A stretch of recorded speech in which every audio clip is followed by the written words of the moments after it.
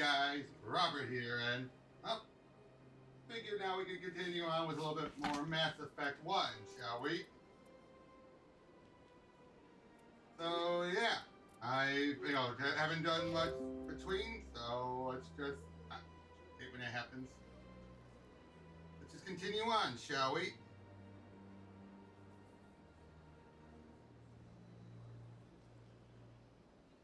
You sure it's got everything good to go?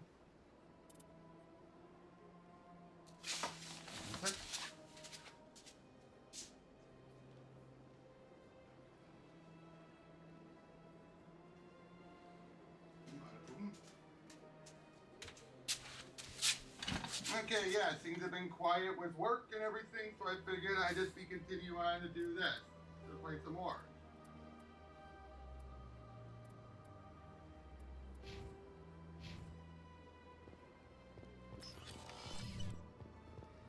So yeah, I've gotten some of that evidence, and we got a few other missions to deal with. Excuse me, Commander Shepard. Commander Shepard, my name is Samesh Bhatia. Forgive the intrusion, but I have nowhere else to turn. It's no trouble. What can I do for you? My wife was a Marine. She was in the 212 on Eden Prime. I've requested that my wife's body be returned to me for cremation, but the military has refused my request. Why did they refuse your request? Oh, that There's got to be sucks. some reason. I don't know. All I know is that they have declared it impossible for my wife to be returned to me. There's no reason for your wife's body to be held like this. Just wait here. The man in charge of my case is Mr. Bosker. When I last saw him, he was in the expensive bar over there. Thank you for your time. I just want to give my wife a proper funeral. Oh, the respect she deserves. Well, yeah, I'm definitely gonna deal with that.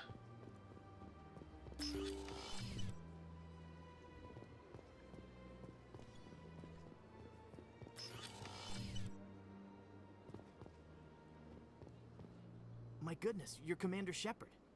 Your activities made for quite a briefing in the Diplomatic Corps. Is there something I can do to assist you? Yes. Yeah, I want to deal with A you man taking the named guy's Samesh corpse. Bhatia is having some trouble claiming his wife's body. Ah, Mr. Bhatia. A good man in an understandably frustrating position. I wish I could help him. Serviceman Nirali Bhatia died on Eden Prime, as Mr. Bhatia no doubt told you. Her wounds are inconsistent with any type of weapon damage we've seen before. That is why her body is being held. You think that her body might be dangerous or contaminated? No, Commander. Nirali Bhatia is not dangerous. Her body is in fact extremely valuable to the Alliance. The tests we're conducting may lead to better defenses against Geth attacks. Respectfully, Serviceman Bhatia may save more lives in death than she did in life. I understand what you're trying to do, but holding the body Yeah, is wrong. it's wrong. Commander, you of all people should understand how far we must go to protect humanity. Not if we lose our humanity in the process. I am out here fighting to stop crap like this. All right, Commander. You win. It was hard enough refusing Mr. Bhatia. I'm not going to risk an incident by refusing you. Tell Samesh that the body is being shipped back to Earth. I'll go now to see to it myself. Yeah, go do that. I mean, again, a bit of a tough situation, but yeah, we shouldn't just give up our humanity to do stuff like that.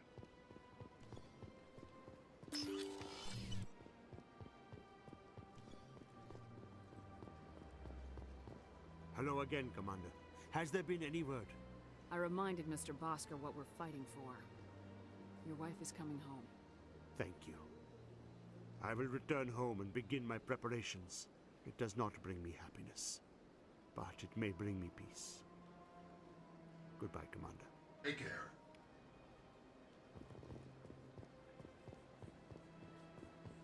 Seriously, what a dick move.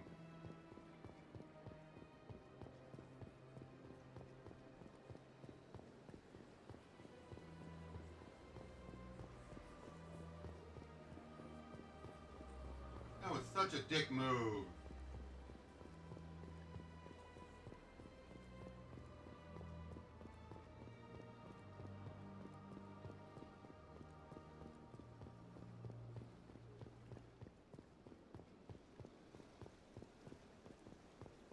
remember right, there should be a couple arguing, or is that later?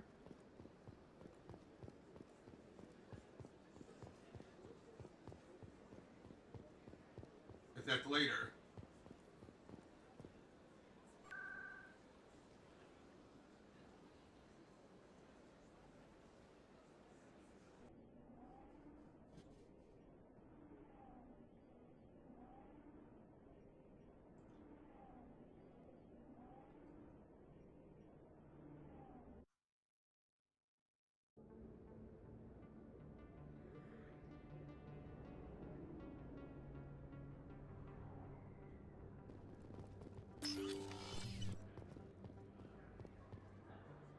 Commander, I wasn't expecting to see you again. Is there something you want? You can start by telling me the truth, Shorban. I'm not sure what you're referring to. My experiments are... We're not buying it. Jalid told us you've been after it. You spoke with Jalid? Then you know about the data? No, but you're gonna tell me. Everything. You boys can go. Looks like my plans have changed. It's not as bad as you think, Commander. Jalid and I just got a little over our heads. Oh? Keep talking. The company we work for developed an experimental procedure for use in medical scanners.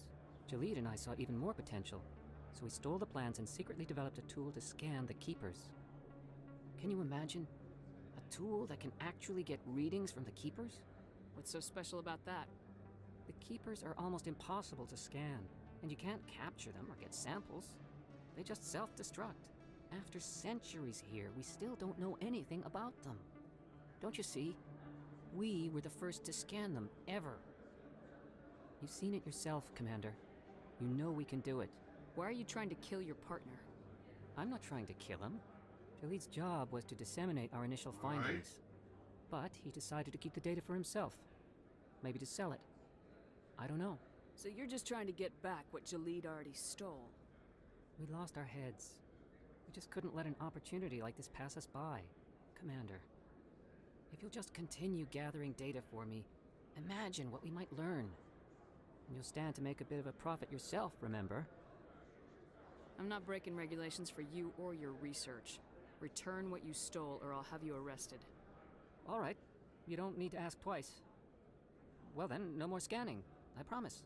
Of course, Jalid still has the initial data, and I doubt he's planning to return it. I'll deal with Jalid. So long, Commander.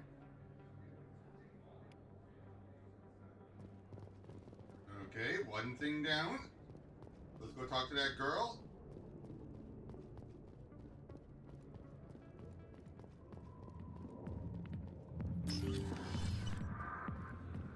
Jenna.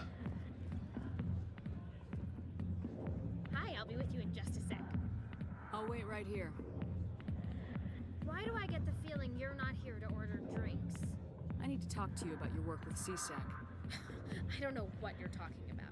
Now, if you don't mind, I need to get back to my customers. She doesn't look that good. This isn't a game, Jenna. These people are dangerous. Now you sound like my sister. Why is everyone so concerned about me? I can take care of myself. One of those type of girls. I'm not a stripper. I don't get paid to stand around and look pretty. She puts on a brave face.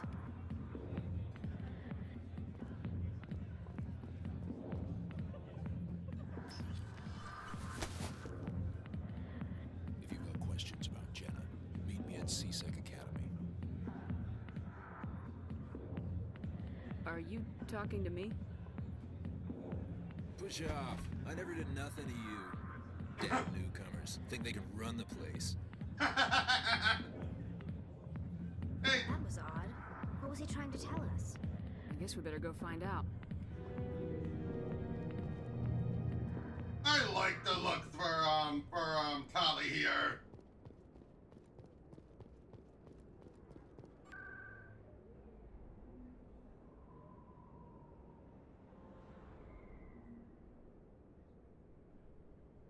Was that the CSEC?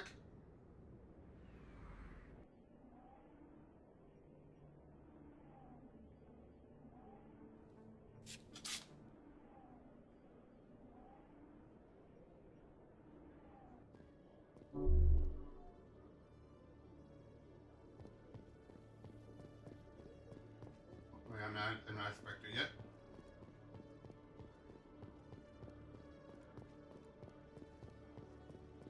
Let's deal with Chaleo first.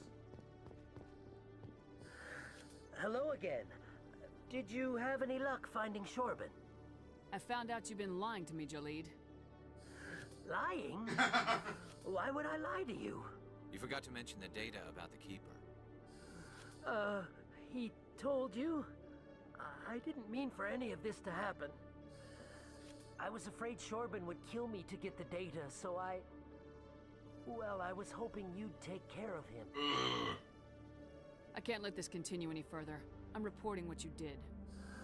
But I can't. What will happen to the data when I'm gone? Who will carry on our research? You should have thought of that sooner.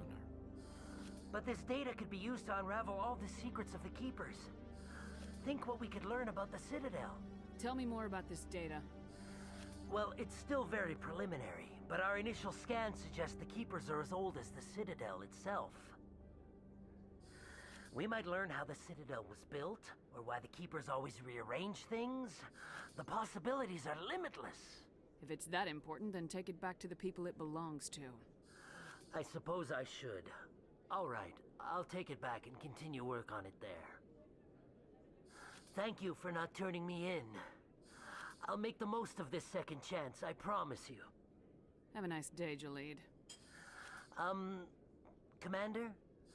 Would you be interested in helping me study the Keepers? What do you need me to do?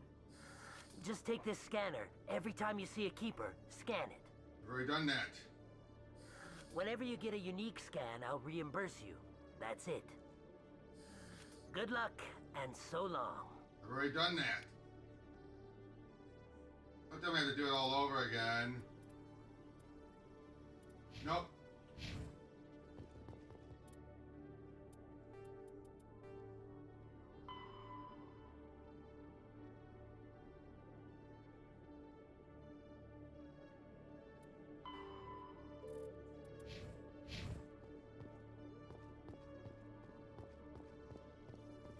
Detective Chelik.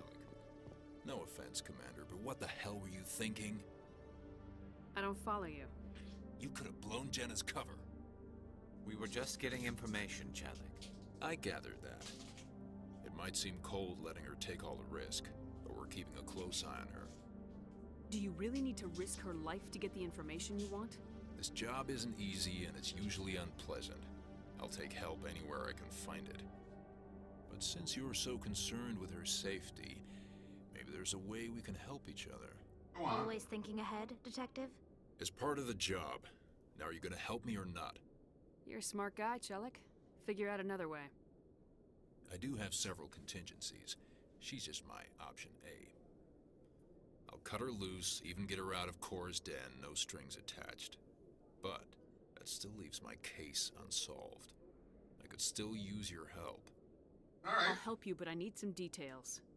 I'm trying to track down an illegal arms producer. I just need some of their product. Thanks to Jenna's intel, I've learned there's a seller here on the Citadel. Meet our man named Jax, pick up the mods, and bring them back here. That'll give me everything I need. Why are you so concerned about these mods? We have access to some of the most sophisticated weaponry there is. It's what gives us our edge. What do you suppose happens when we lose that edge? Good point. These give criminals an advantage we can't afford to let them keep. Where can I find this Jax? Jax is down in the lower level of the markets. I'll send word through our channels that you're the buyer. Good luck, Commander. Oh, level it up.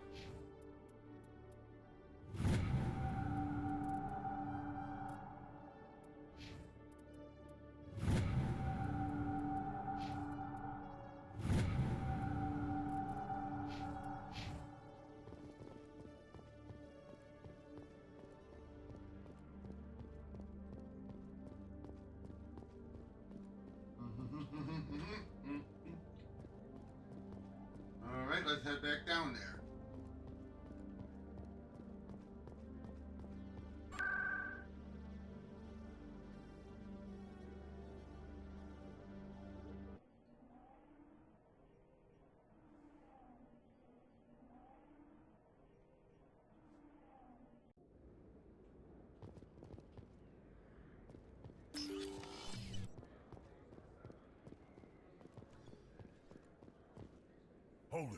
That's close enough, Army. You got my payment? Do you have the mods? Show her the goods.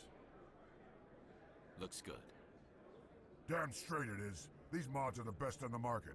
Now hand over my credits. I'm taking you in, Jax. It's a sting! Bastards set us up!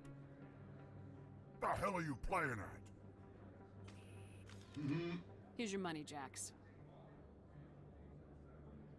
Sense of humor, huh? It's gonna get you killed one of these days, Army. Come on, boys. We're done here. Just kidding.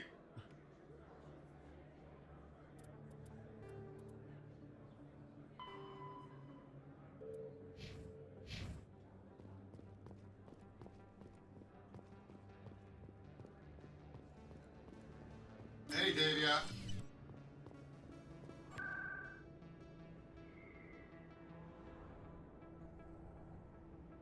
Back to C-Sec.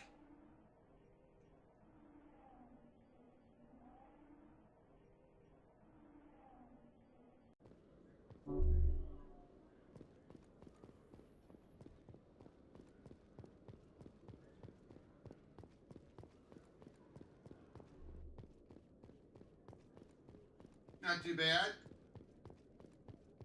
Commander, I hear you have something for me. Here's your shipment, Chelik. Excellent. This is everything I need. Maybe more than I need. Here, Commander, take this. I won't need it, and you've earned some payment for your work. I appreciate your help. It shows a lot of integrity. You didn't need to do anything after I let Jenna go. Now I need to get these mods into evidence. Thanks again, Shepard.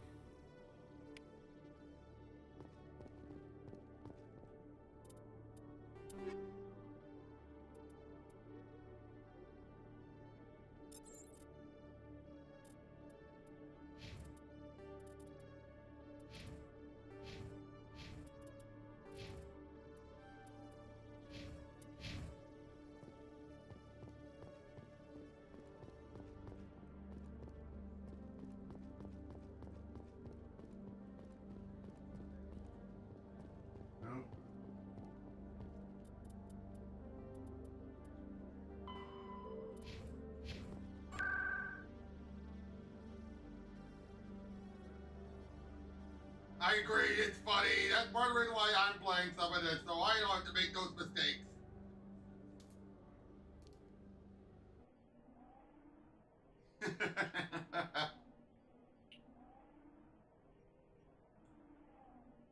Oh. Realized I had my mic on the floor.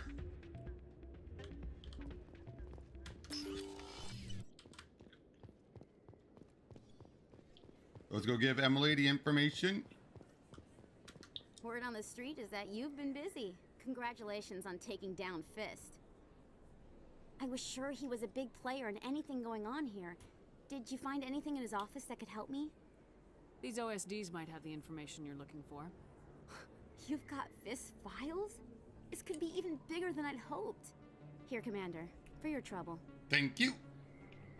What would my future cooperation be worth? Say, an interview when my investigation is over? Exclusive? You talk to me before you talk to anyone else? Yep. That would be worth quite a bit, and I'd be very happy to compensate you accordingly. Here you are. Thank you. Now, if you'll excuse me, I should go see what's on these discs.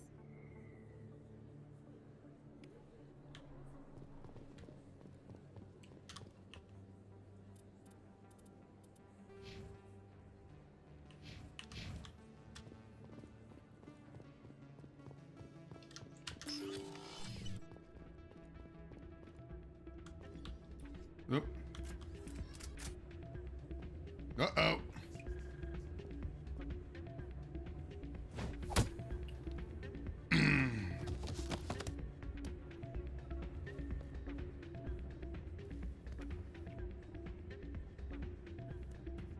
Yeah,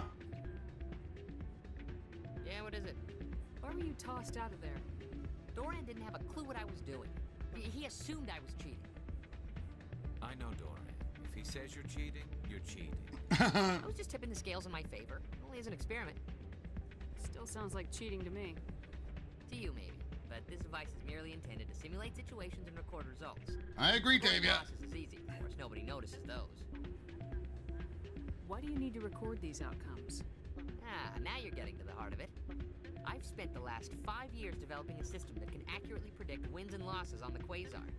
I just need a few more recorded wins and I can complete the algorithms. Can you do that? Isn't that illegal? It's illegal to use my system, but I won't use it. I'll sell it to others. I just need a few more wins recorded. I'll help you out. Ah.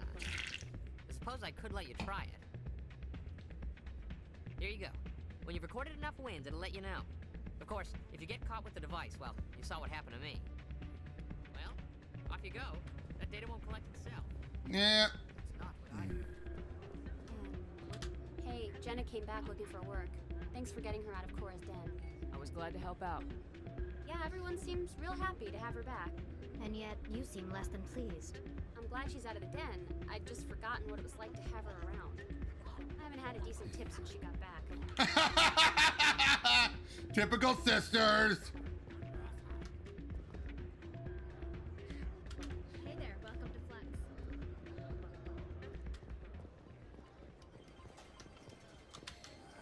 Welcome to Flux. Name's Doran. What can I do for you? I've got something you might be interested in. Let me see that. You got that from Shells, didn't you? I saw him using it earlier. Tossed him out on his ass for it, too. Thanks for bringing this to me. Cheaters shouldn't prosper. I agree with you on that. Thanks again. Take a few shots at the quasar.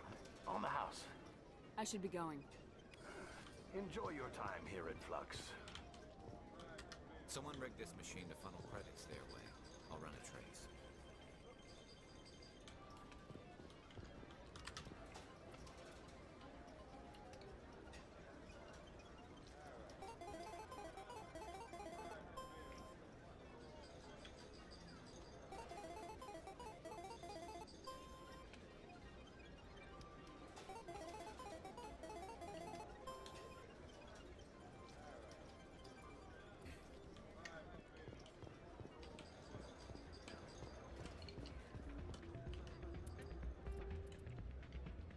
Signal tracking.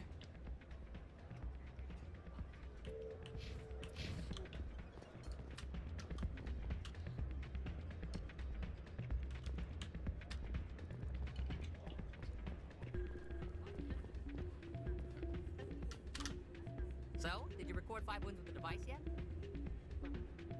Actually, I gave your device to Doran. But that was years of work. What am I gonna do now? Maybe you should put your talents to better use. You're no help at all. This is absolutely the worst day of my life. Deal with it.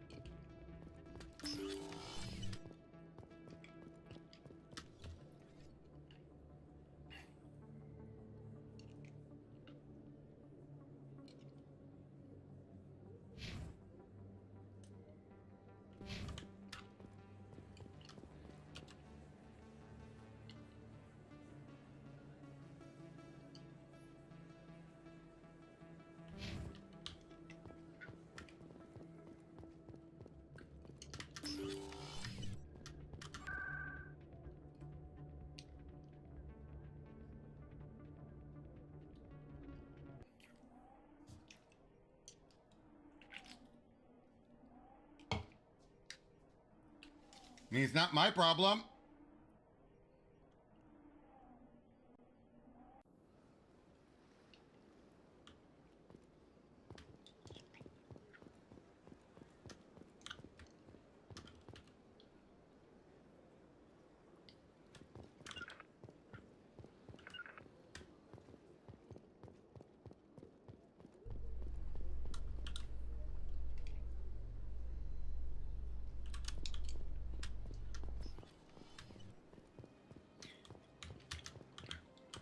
up in a report later today, Emily Wong investigates corruption on the Citadel and uncovers a full-blown crime syndicate.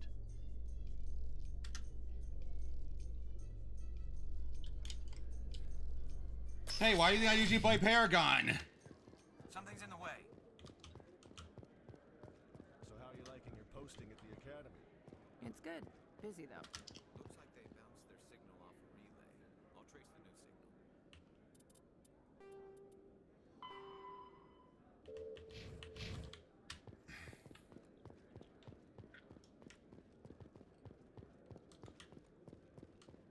Why? In entertainment news, Francis Kitt has announced plans to direct Hamlet with Elcor cast members. The production will open dramatic theater to the Elcor with a Hamlet who uses Elcor body language and pheromones. Kitt claims that he's also excited by giving a human audience the chance to judge Hamlet by his deeds and not his emotions.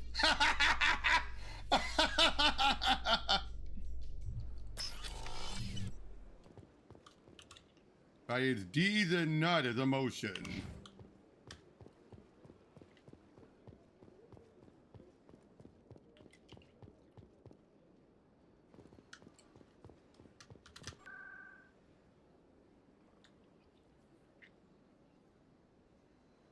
To be or not to be? That is the question.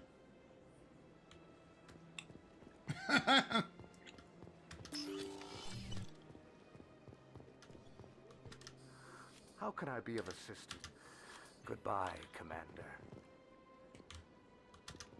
Another relay. Whoever it is, they're somewhere on the Presidio.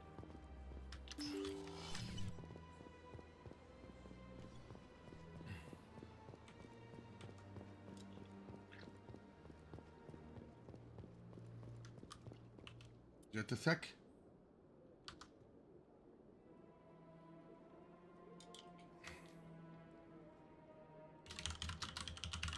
Just a second.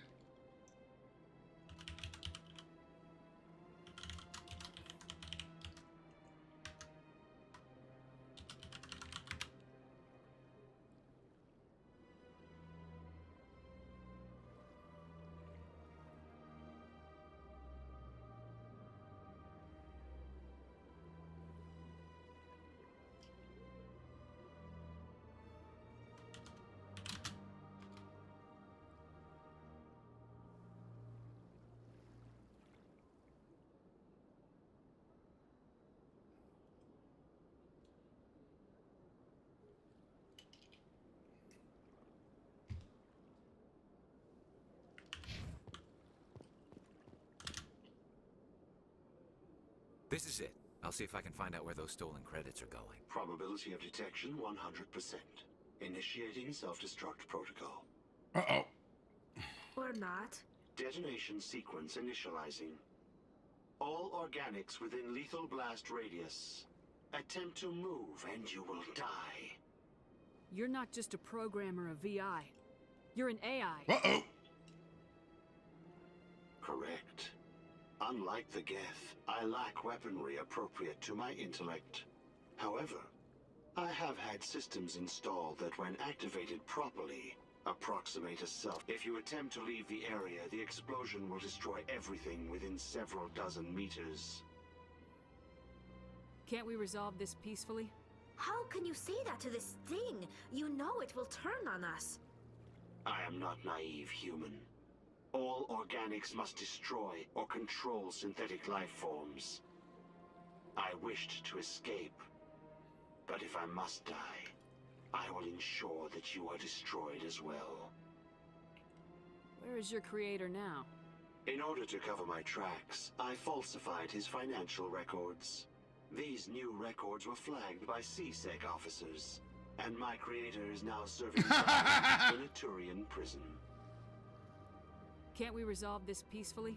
How can you say that to this I am not naive. I wished to escape, but if I must die, I will ensure that you are destroyed as well.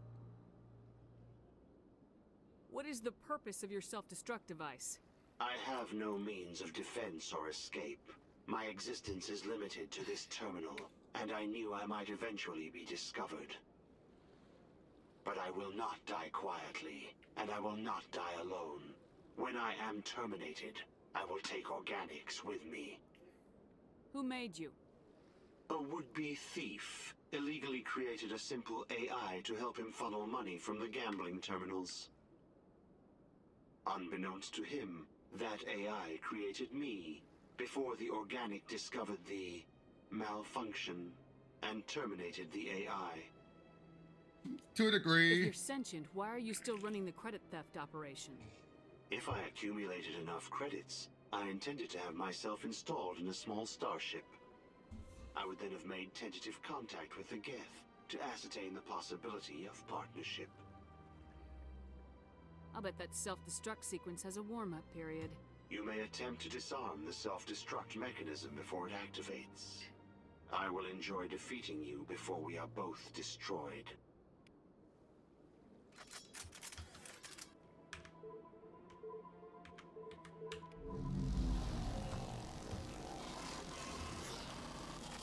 Got him!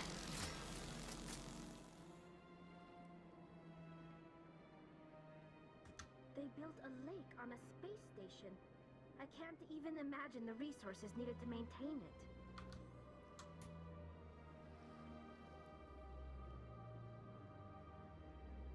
Just a sec.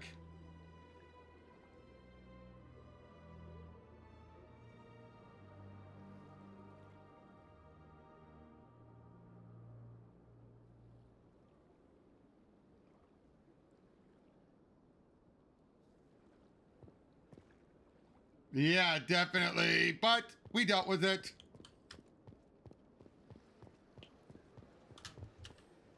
All right. Any other missions?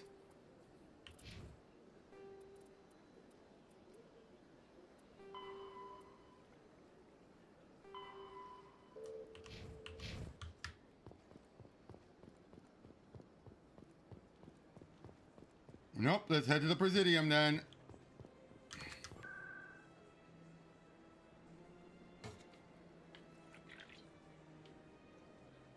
I mean, let's head to the tower.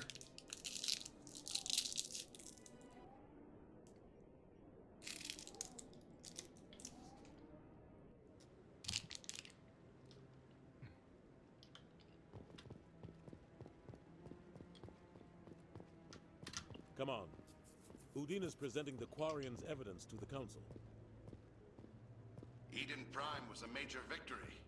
The beacon has brought us one step closer to finding the conduit. And one step closer to the return of the Reapers. You wanted proof? There it is. This evidence is irrefutable, Ambassador. Saren will be stripped of his Spectre status, and all efforts will be made to bring him in to answer for his crimes. I recognize the other voice, the one speaking with Saren. Matriarch Benezia. Who is she? Matriarchs are powerful Asari who have entered the final stage of their lives. Revered for their wisdom and experience, they serve as guides and mentors to my people. Matriarch Benezia is a powerful biotic, and she had many followers. She will make a formidable ally for Saren. I'm more interested in the Reapers. What do you know about them? Only what was extracted from the Geth's memory core. The Reapers were an ancient race of machines that wiped out the Protheans. Then they vanished. The Geth believe the Reapers are gods, and Saren is the prophet for their return. We think the conduit is the key to bringing them back. Saren's searching for it. That's why he attacked Eden Prime. Do we even know what this conduit is? Saren thinks it can bring back the Reapers. That's bad enough. Listen to what you're saying. Saren wants to bring back the machines that wiped out all life in the galaxy? Impossible. It has to be. Where did the Reapers go? Why did they vanish? How come we found no trace of their existence? If they were real, we'd have found something. I tried to warn you about Saren, and you refused to face the truth. Don't make the same mistake again. This is different. You proved Again, it's the basic idea is that the Reapers are too big to believe in. But we don't really know why. The Reapers are obviously just a myth, Commander. A convenient lie to cover Saren's true purpose. A legend he is using to bend the Geth to his will. 50,000 years ago, the Reapers wiped out all galactic civilization. If Saren finds the conduit, it will happen again. Saren is a rogue agent on the run for his life. He no longer has the rights or resources of a Spectre. The Council has stripped him of his position. That is not good enough. You know he's hiding somewhere in the Traverse. Send your fleet in! A fleet cannot See, Adina's actually being reasonable here. A Citadel fleet could secure the entire region, keep the Geth from attacking any more of our colonies. Or it could trigger a war with the Terminus systems. We won't be dragged into a galactic confrontation over a few dozen human colonies.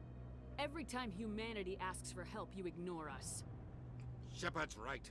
I'm sick of this council and its anti-human bull. Ambassador, there is another solution. A way to stop Saren that does not require fleets or armies. No, it's too soon.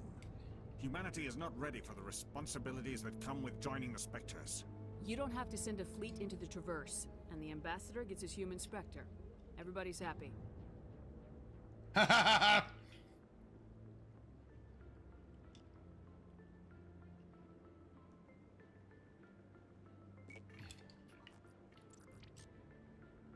Commander Shepard, step forward.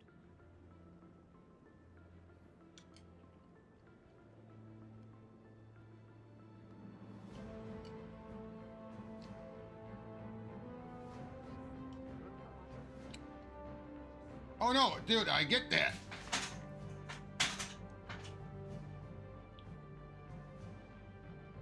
It is the decision of the Council that you be granted all the powers and privileges of the Special Tactics and Reconnaissance branch of the Citadel. Spectres are not trained, but chosen. Individuals forged in the fire of service and battle. Those whose actions elevate them above the rank and file. Spectres are an ideal, a symbol, the embodiment of courage, determination, and self-reliance. They are the right hand of the Council, instruments of our will. Spectres bear a great burden. Yep. They are protectors of galactic peace, both our first and last line of defense. The safety of the galaxy is theirs to uphold. You are the first human Spectre, Commander.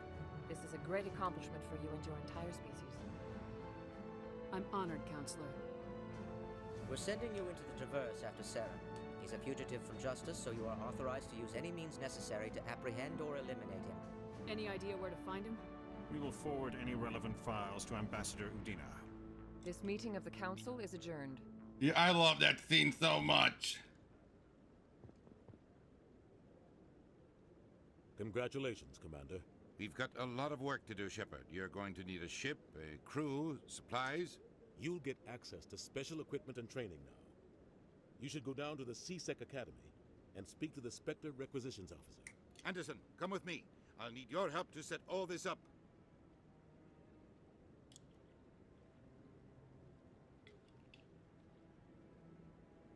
I thought the ambassador would be a little more grateful. He didn't even thank you. Until I find Saren, I haven't done anything. Come on. Right behind you, Shepard.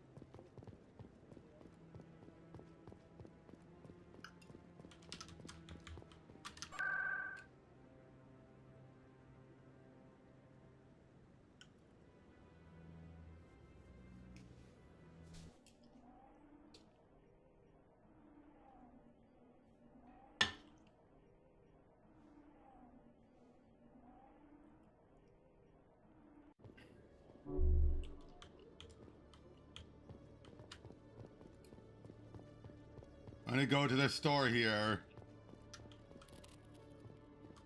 One sec, looking you up.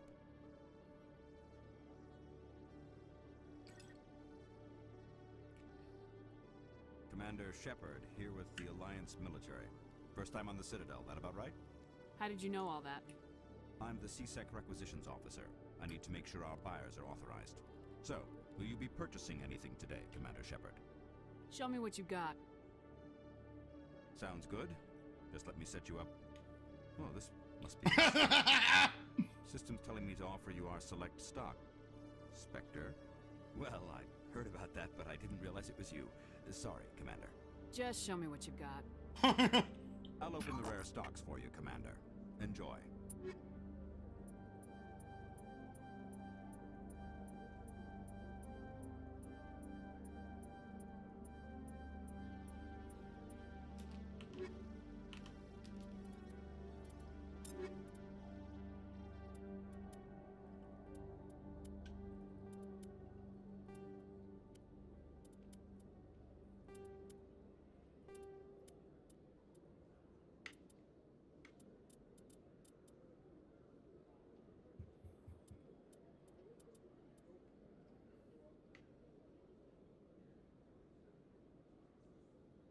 Yep, of course.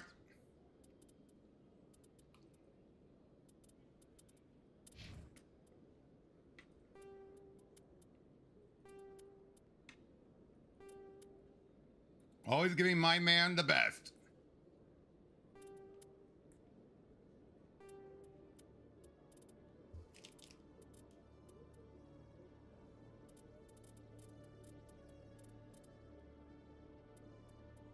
And my girl the best.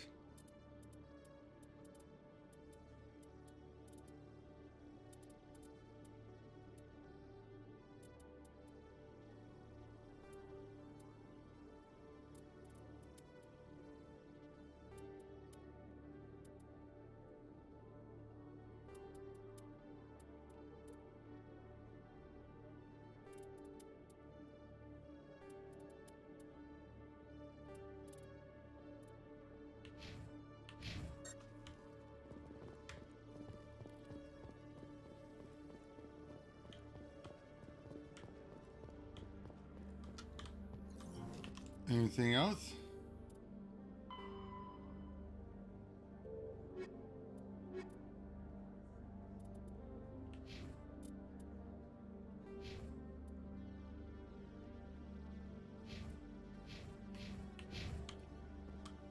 The Quarians endangered the entire galaxy when they let the Geth break free. I hope your people are properly contrite, Tally. As the Turians are properly contrite for releasing the genophage upon the Oh! You're assuming that sterilizing them was a mistake. Again, I love this mod look for Tali. I love it.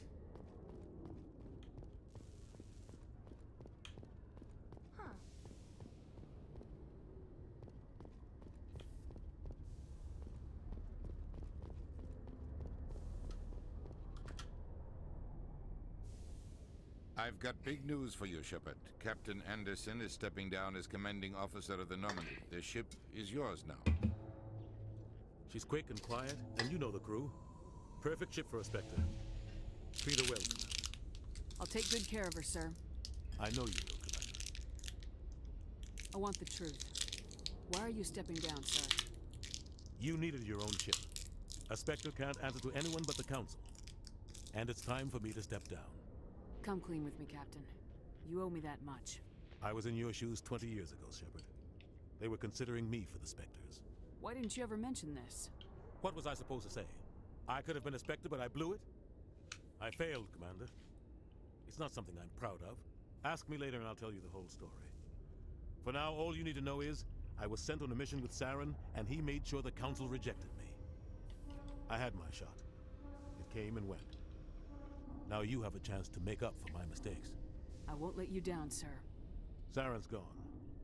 Don't even try to find him. But we know what he's after. The conduit. He's got us Geth scouring the Traverse looking for clues. We had reports of Geth in the Pharaoh system shortly before our colony there dropped out of contact, and there have been sightings around Noveria. Find out what Saren was after on Pharos and Noveria. Maybe you can figure out where the conduit is before he does. The Reapers are the real threat. I'm with the Council on this one, Shepard. I'm not sure they even exist. But if they do exist, the conduit's the key to bringing them back. Stop Saren from getting the conduit, and we stop the Reapers from returning. I'll stop him. We have one more lead. Matriarch Benezia, the other voice in that recording. She has a daughter, a scientist who specializes in the Protheans. We don't know if she's involved, but it might be a good idea to try and find her. See what she knows. Her name's Liara, Dr. Liara Tassoni. We have reports she was exploring an archaeological dig on one of the uncharted worlds in the Artemis Tau cluster. The colonists on Pharos might still be alive. It's your decision, Commander. You're a Spectre now. You don't answer to us. But your actions still reflect on humanity as a whole. You make a mess and I get stuck cleaning it up. I'll try not to make things any harder on you, Ambassador. Glad to hear it, Commander. Remember, you were a human long before you were a Spectre. I have a meeting to get to. Captain Anderson can answer any questions you might have.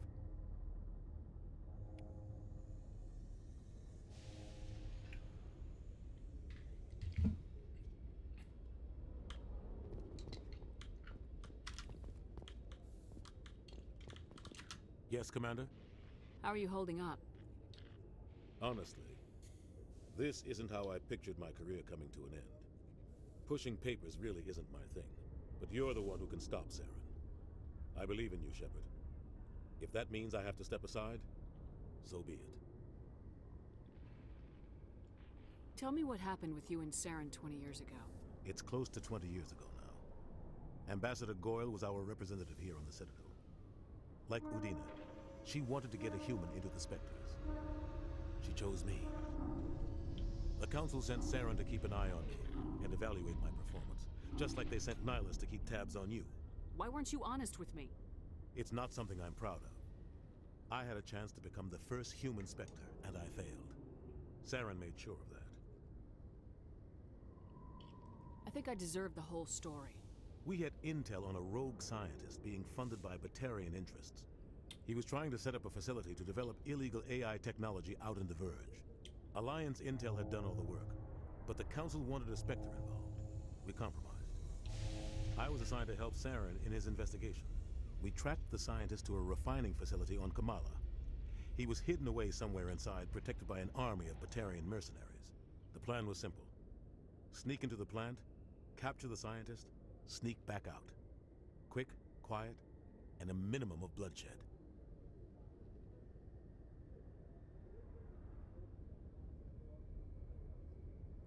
I'm guessing things didn't go as planned? Saren and I split up to cover more ground. Then about halfway through the mission, there was a massive explosion in the refinery core. Officially, it was ruled an accident, but I think Saren detonated it on purpose to draw off the enemy guards. How many casualties? The explosion tore the refinery to shreds. The whole place was on fire.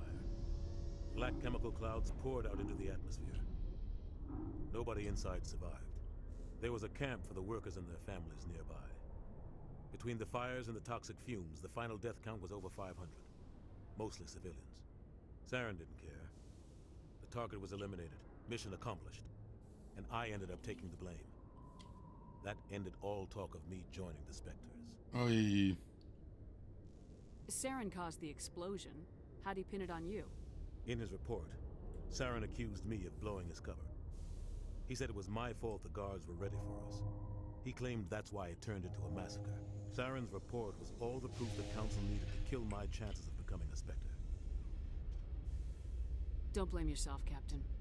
I don't. I blame Saren. I think he wanted things to go bad. He was looking for an excuse to blow that refinery. Maybe he just likes the violence. Maybe he was just trying to make me look bad to keep humans out of the Spectres. If so, he pulled it off. Why'd you let him get away with it? Who do you think the Council was going to listen to? Me? Or their best agent? I had a bad feeling about him right from the start. I should have been more careful. Maybe I could have stopped things before they got out of hand. Don't blame yourself, Captain. I don't.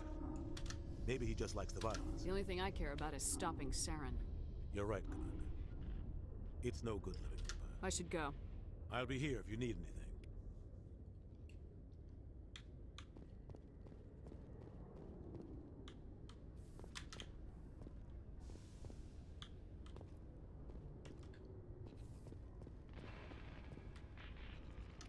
Agreed. The Normandy is amazing, Shepard. It's an honor to be among her crew. And it's an honor to have you on board, Tali.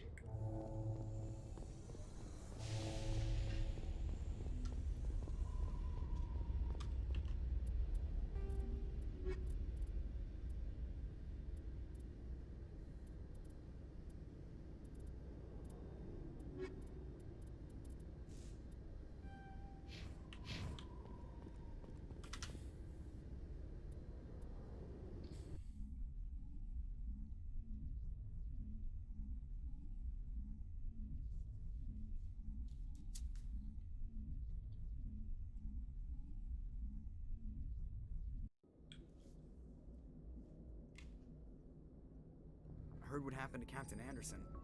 Survives 100 battles and then gets taken down by backroom politics. Just watch your back, Commander. Things go bad on this mission, you're next on their chopping block. Captain Anderson should be the one in charge. It's like I'm stealing the ship from him.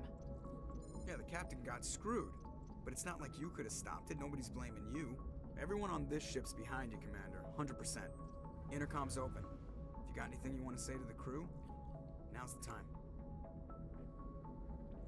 This is Commander Shepard speaking. We have our orders. Find Saren before he finds the conduit. I won't lie to you, crew. This mission isn't going to be easy. This began with an attack on a human settlement in the Traverse. But we know Saren won't stop there. His Geth armies aren't going to stay on the far fringes of Citadel space. For too long, our species has stood apart from the others. Now it's time for us to step up and do our part for the rest of the galaxy. Time to show them what humans are made of. Our enemy knows we're coming. When we go into the Traverse, Saren's followers will be waiting for us. But we'll be ready for them, too. Humanity needs to do this. Not just for our own sake, but for the sake of every other species in Citadel space. I love Saren that! must be stopped, and I promise you all, we will stop him. Well said, Commander. Captain will be proud. The captain gave up everything so I could have this chance. We can't fail. Yes, ma'am.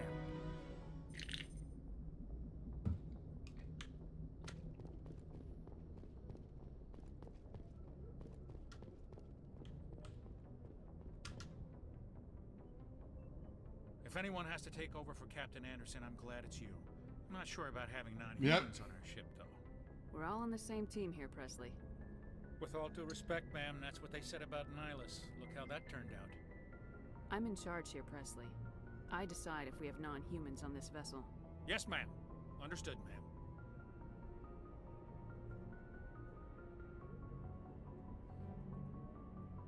Speak freely, Presley.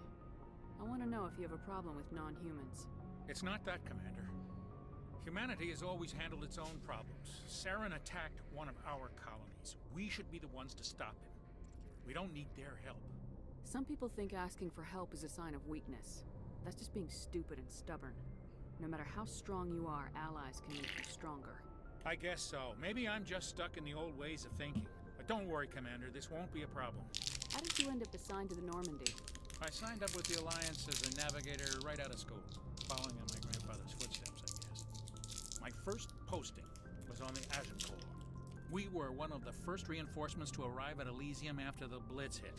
Those raiders were no match for an Alliance frigate. Of course, the only reason the colony was still standing was because of you, Commander.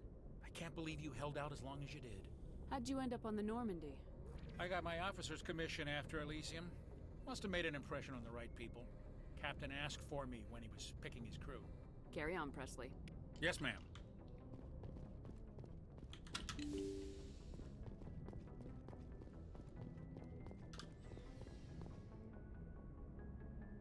I love finding out so much about the crew.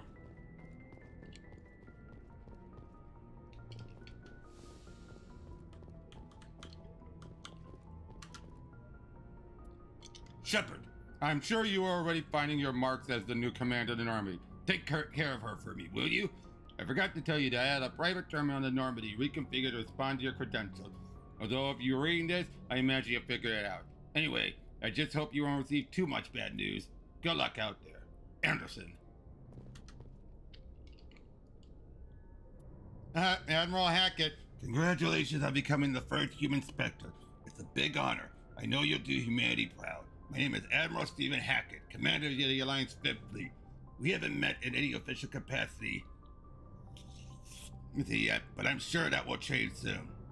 As a Spectre, you, and by extension the Norman and her crew, will answer only to the Council now.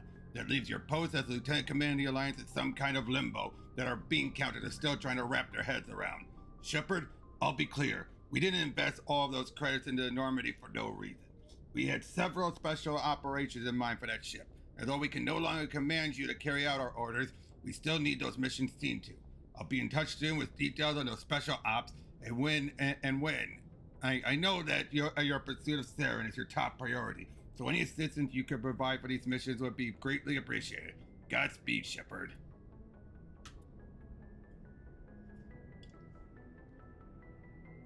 Up the Mako. Oh, we got stuff from the flotilla. Now, all this is fan-made edition.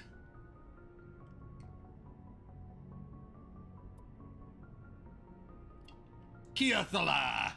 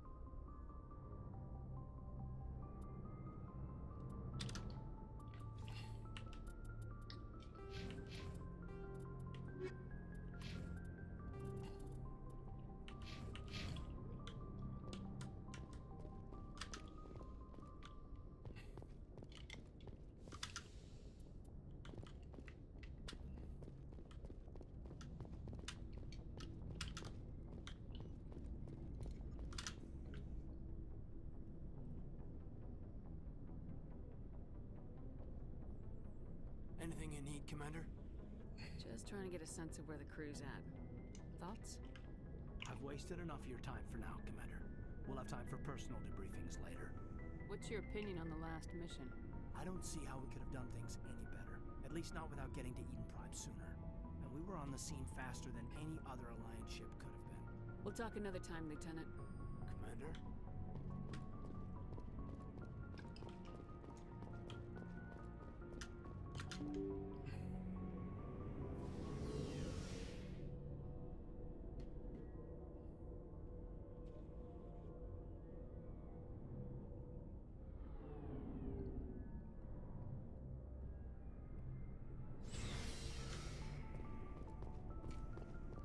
Hey, Commander. Looking for some extra supplies before you head out? What have you got? Whatever you want. Armor, weapons, mods. It's not standard Alliance issue, but that's not necessarily a bad thing. Well, as long as you don't mind paying for it. Why should I pay you for my weapons and armor? My stuff doesn't come from the Alliance. I have to purchase it myself, and it's not cheap. Hell, the licenses alone have set me back more than I'd like. But no licenses, no goods. Without the goods, I'm out of a job. Let's see what you got. You bet, Commander.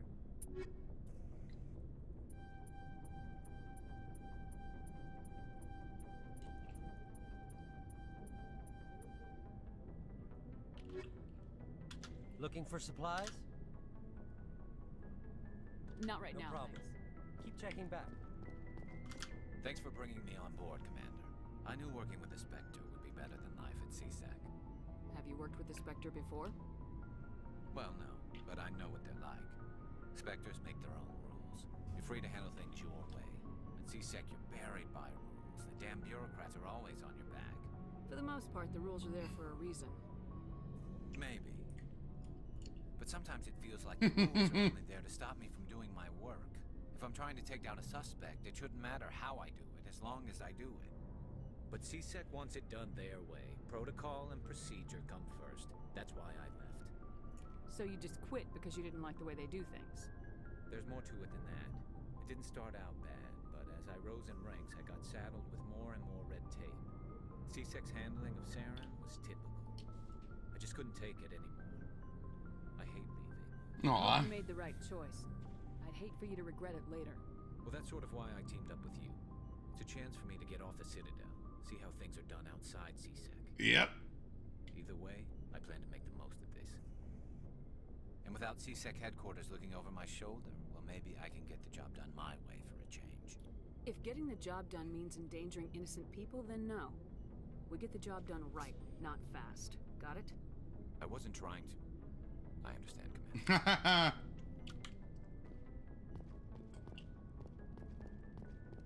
Commander? What's your opinion of the last mission? Kinda wish you'd got there sooner, Commander. Ooh! No offense, I appreciate the rescue. I just wish... You wish we'd been able to save the rest of your unit. Yes, ma'am. If I had been more alert, we wouldn't have been cut down by an ambush. The Geth are perfect ambushers. They don't move, they don't make noise, they don't even breathe. They have flashlight heads, ma'am.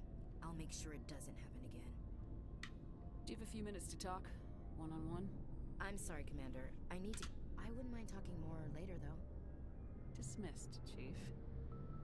Ma'am.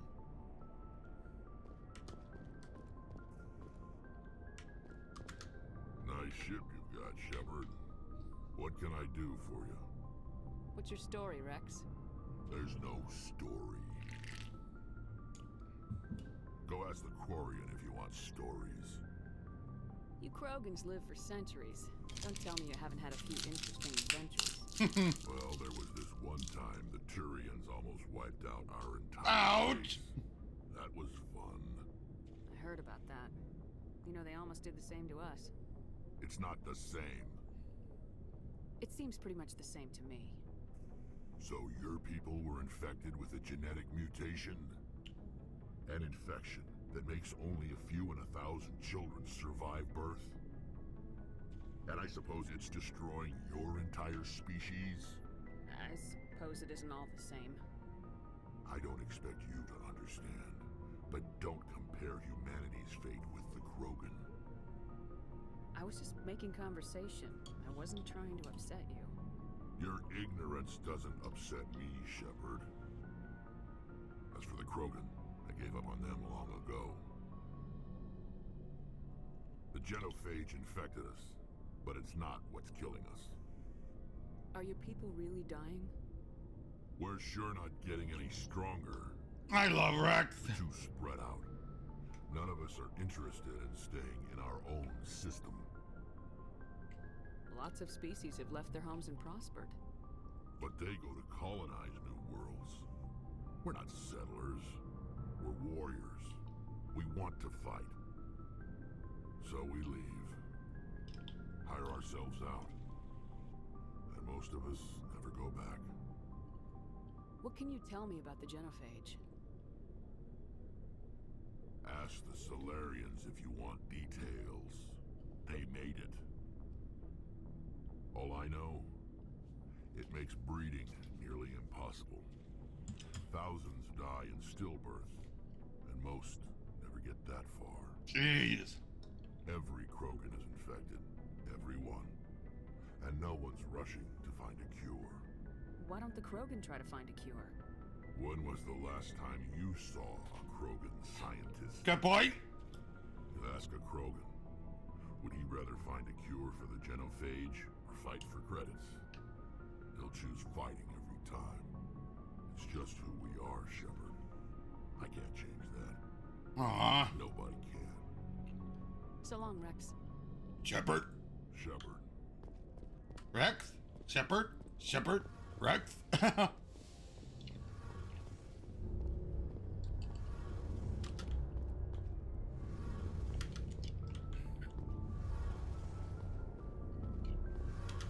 Your ship's amazing, Shepard. I've never seen a drive core like this before. I can't believe you were able to fit it into a ship this small. I'm starting to understand why you humans have been so successful. I had no idea Alliance... Again, I love this fan-made face. Is a prototype, cutting-edge technology. A month ago, I was patching a makeshift fuel line into a converted tug ship in the flotilla. Now, I'm sitting on board one of the most advanced vessels in Citadel space. I have to thank you again for bringing me along. Traveling on a vessel like this is a dream come true for me. I had no idea you found ship technology so interesting. It comes with being a Quarian. The migrant fleet is the key to the survival of my people. Ships are our most valuable resource. But we don't have anything like this. We make do with cast-offs and second-hand equipment. We just try to keep them running for as long as we can. Some of the fleet's larger vessels date all the way back to our original flight from the Geth. I can't believe your fleet's still using ships that are 3 centuries old. They're constantly being repaired, modified, and refitted. They aren't pretty, but they work. Mostly. We've tried to make ourselves as independent as possible on the flotilla. Grow our own food, mine, and process our own fuel. But some things we just can't make on our own. A patch to maintain the hull integrity requires raw materials we just don't have. That's why our pilgrimages are so important. Tell me about your people. Our lives aren't easy. Resources are scarce, and we are constantly on the move. Everything we do must in some way contribute to the continuation of the migrant fleet. There are 17 million Quarians in the flotilla, and each of us relies on the others for survival. The bonds among my people are strong. Unfortunately, we have had to surrender many of the freedoms and civil liberties other species take for granted. What kind of freedoms? Well, it's illegal for parents to have more than one child. If our population grows too much, it would strain our resources to their breaking point. Of course, we also can't allow our numbers to become too few. If our population is in decline, the rule against single births is temporarily repealed. In extreme cases of population decline, incentives are even offered to encourage multiple births. Though the Conclave hasn't had to take such measures in nearly a century. That's your government. The Conclave is our civilian branch of government. Each ship can elect a representative to serve on the Conclave and make decisions that affect the fleet as a whole. On matters that affect an individual ship, however, the captain has the final say. It's a tradition that dates back to the early days. I love all the detail put in all these races. Fortunately, most captains nowadays are smart enough to have an elected council from their crew to give them advice and guidance. So the ultimate power rests with elected officials? In practice, the Conclave and the respective council for each ship tend to set the rules that govern our daily lives. But in theory, we are still under military jurisdiction. The 5 top-ranking military officials in the fleet serve on the Admiralty Board. These 5 have the power to overrule any decision by the Conclave in case of emergency. To do so requires unanimous agreement among the Admiralty, and they can only do this once. After that, the entire board must resign their posts. It's a safeguard that served us well. In nearly 3 centuries, the Admiralty Board has only overruled the Conclave 4 times. I want to know more about the Geth. I doubt I can tell you anything you don't already know. It's been almost 3 centuries since they drove my people into exile. All I know is the story of their origins, what they were when we created them, and how they turned on us. Interesting. The Geth were originally created to serve as an automated manual labor force. Initially, their intelligence was as limited as any VI. Over time, we made small modifications to their programming to allow them to perform more varied and complex tasks, bringing them closer and closer to true AI status.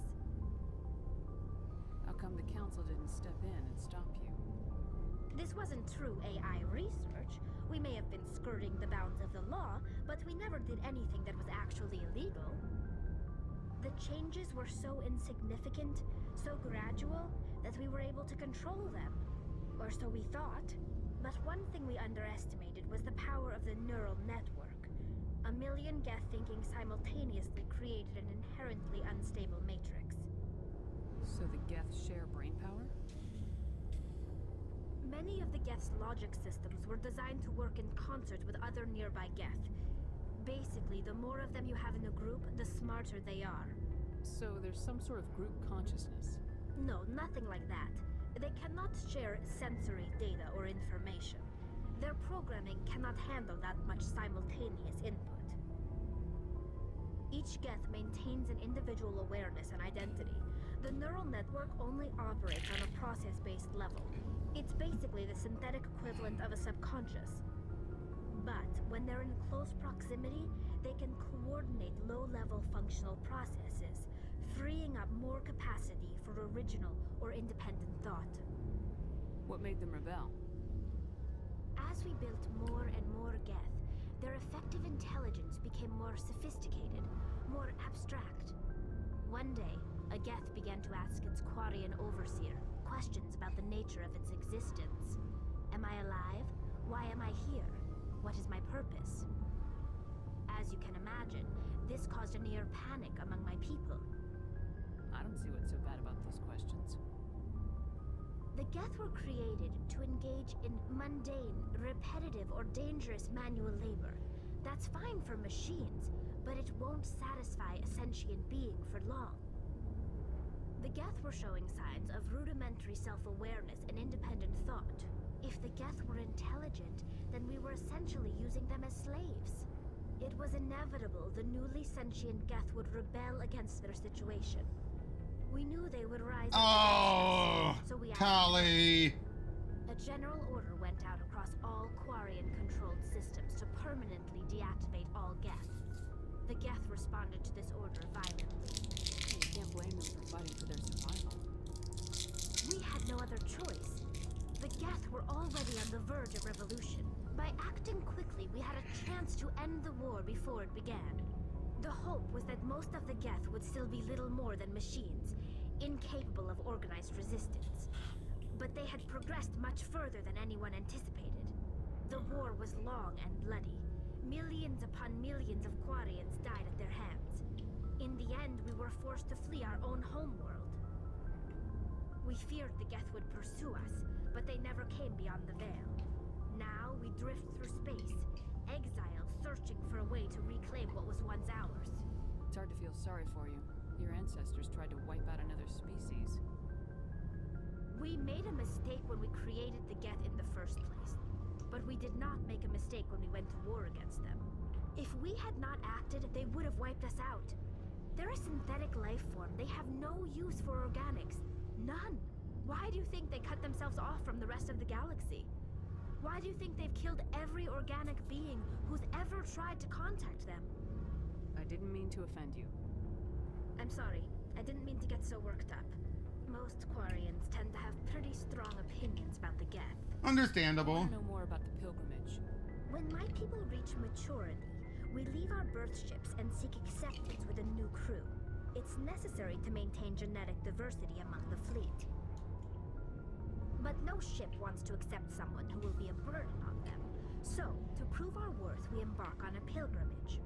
We set out alone, leaving the flotilla and our families behind us. We only return once we have found something of value we can bring back to the fleet. This is presented as a gift to the captain of the respective ship we wish to join. If the gift is accepted, we are welcomed into the crew. Can a captain choose to reject the gift? That doesn't happen often. Most captains are eager to increase the size of their crew. It increases their own standing in our society. Even when a gift is not particularly valuable, the captain usually accepts it out of a sense of tradition. However, there is a stigma to presenting a substandard gift. It's not the best way to make a good impression on a new community. Most pilgrims don't return until they find something worthwhile. I can't believe they just send you off alone. It's not like they just cast us out. Before we leave, we are given lessons in how to survive outside the flotilla, and given gifts to help us on our journey. We also receive implants to fight off sickness and disease. Generations of living in an isolated and highly controlled environment have left our immune systems weaker than most. By the time we leave the fleet, we are well equipped for the pilgrimage. This is a rite of passage for all Quarians. If it were dangerous, our numbers would suffer. Virtually every pilgrimage ends with a triumphant return and the ritual presentation of the gift to one of the fleet's captains. I want to talk about something else. Like what? I should go. See you later. Hey, Commander, you know that Quarian Tali? She's been spending all her time down here asking me about our engines. I'll tell her to leave you alone. What? No, she's amazing. I love Adams! Half as smart as she is. Give her a month on board and she'll know more about our engines than I do. She's got a real knack for technology, that one. I can see why you wanted her to come along. I figured she'd be a real asset to the team. You got an eye for talent, Commander, but I'm guessing that's not why you came down here. Carry on, Adams. Aye, aye, Commander.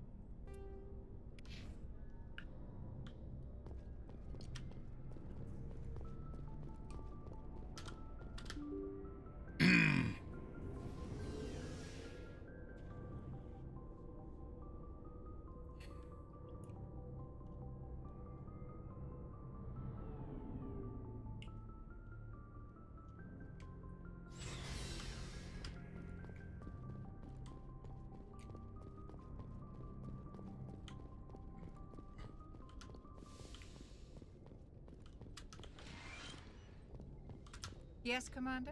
Is there something you need? I should go. Goodbye, Commander. Goodbye, Commander.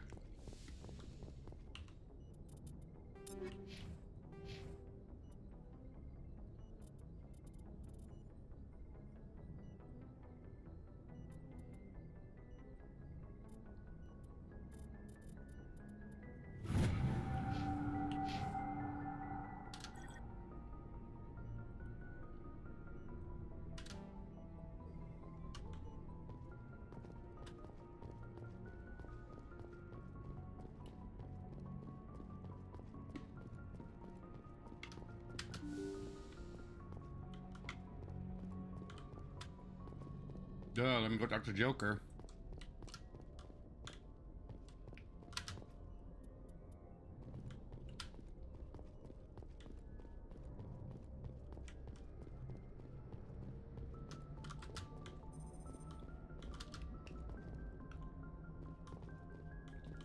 Commander, something you need? How's the Normandy performing? Is she everything they said she'd be? She's the best ship in the fleet, if you've got a pilot who knows how to handle her. balance isn't what you'd expect. Takes a while to get used to that oversized drive core we got stuffed in the back, and her power can sneak up on you if you're not careful. The Normandy's probably too much ship for your average Alliance pilot, Commander. Lucky for you, anything but average. I like to know my crew. Mind if I ask you a few questions? I can see where this is going. You did a background check on me, didn't you? Well, I'll tell you the same thing I told the captain. You want me as your pilot. I'm not good. I'm not even great. I am the best damn helmsman in the Alliance fleet. Top of my class in flight school, I earned that. All those commendations in my file, I earned every single one. Those weren't given to me as charity for my disease. I'm sorry, Joker. I didn't even know you were sick. You mean you didn't know? Oh, crap. Okay, I've got Vrolik syndrome, brittle bone disease. The bones in my legs never develop properly. They're basically hollow. Too much force and they'll shatter. Even with crutches and my leg braces, it's hard to get around. One wrong step and crack! It's very dramatic. But I've learned to manage my condition, Commander. Put the Normandy in my hands and I'll make her dance for you. Just don't ask me to get up and dance unless, you like the sound of snapping shin bones. Why does everyone call you Joker? It's a lot shorter than saying Alliance Flight Lieutenant Jeff Moreau. Plus, I love to make little children laugh. You're dodging the question. Look, I didn't pick the name. One of the instructors in flight school used to bug me about never smiling. She started calling me Joker, and it stuck. Why didn't you ever smile? Hey, I worked my ass off in flight school, Commander. The world's not gonna hand you anything if you go around grinning like an idiot. By the end of the year, I was the best pilot in the academy, even better than the instructors, and everybody knew it. They'd all got their asses kicked by the sickly kid with the creaky little legs. One guess who was smiling at graduation? I need to know more about this Vrolik syndrome if I'm putting my ship in your hands. Yeah, of course you do. It's an extremely rare condition. Nobody knows exactly what causes it. Genetic, maybe. It's treatable, but there's no cure. They classify my case as moderate to severe. I was born with over a dozen fractures, hip, thighs, ankles. My bones were already breaking in the womb. 100 years ago, I wouldn't have survived past my first year. Lucky for me, modern medical science has turned me into a productive member of society. You're not gonna break a bone trying to fly the ship, are you? I don't fly with my feet, Commander, so I'm fine as long as I'm in this chair. I gotta be real careful when I get up to take a piss, though. I can do my job as well as anyone on the ship. Better, actually. So don't worry about it. I'm not trying to make you uncomfortable. Let's talk about something else. Whatever you want, Commander.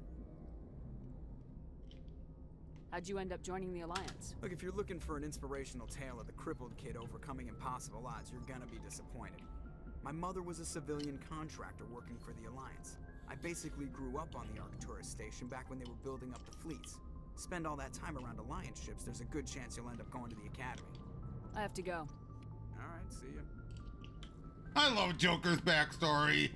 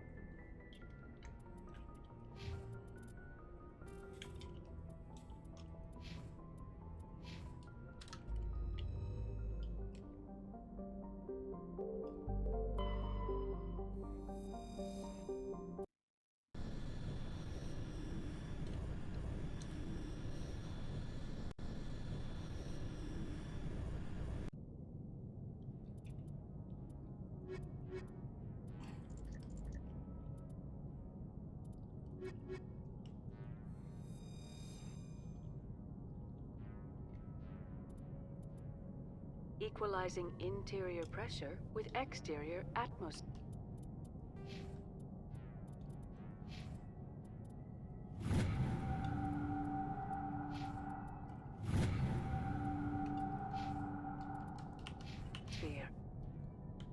Logged.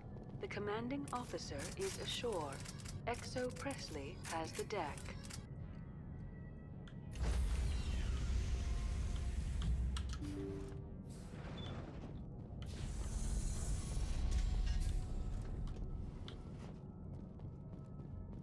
Guess nobody's home. Someone must have shut down all systems, except basic life support.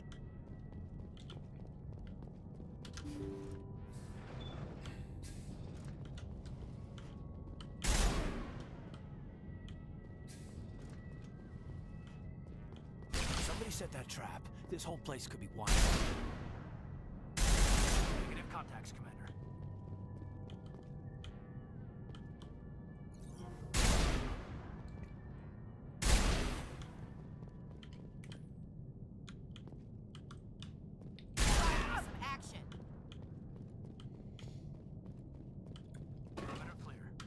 Hear that? We're not alone.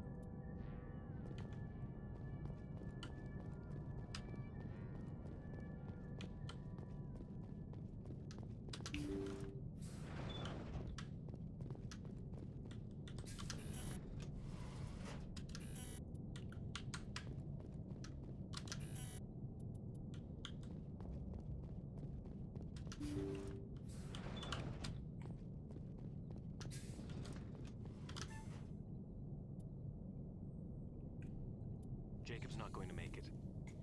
His brain was deprived of oxygen for too long.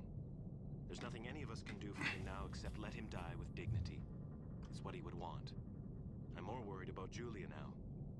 She's showing signs of severe depression. I gave her some meds that should help, but I better warn the captain.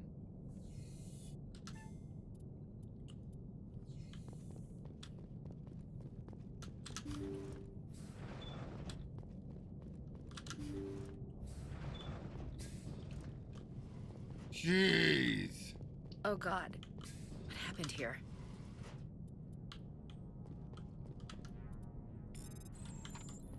They say Jacob's gone. They say his brain isn't functioning anymore. And they want to shut off his machines. Jacob's the only thing in the world that matters to me. I don't know how to help him, but it's tearing me up inside. I just feel so helpless. so damn angry. Dr. Smith gave me some meds to calm down, but I didn't take them. I can't. Not until I figure out a way to help Jacob. I won't give up on him. I won't!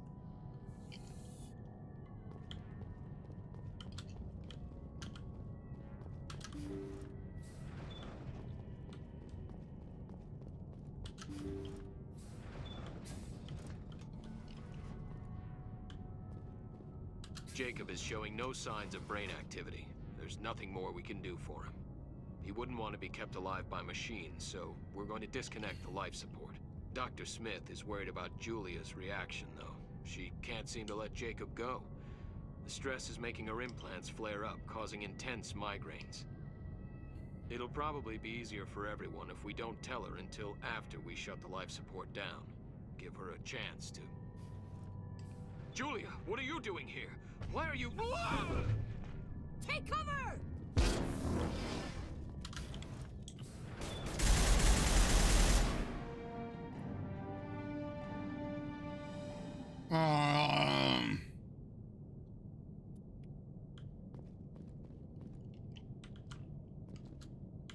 Perimeter secured.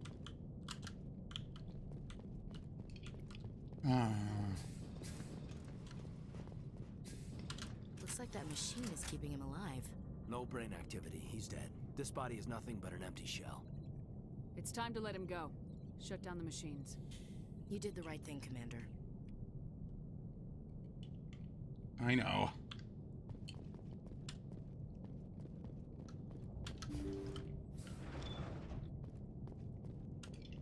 Still, it's a shame.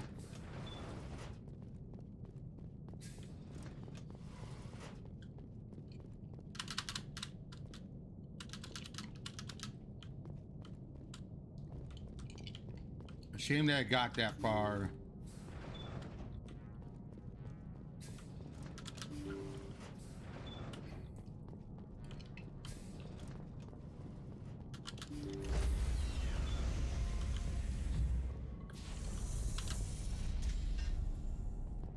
Stand by, shore party. Decontamination in progress.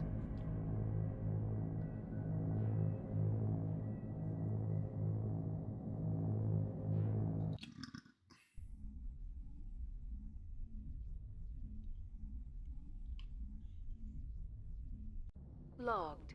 The commanding officer is aboard. XO Presley stands relieved.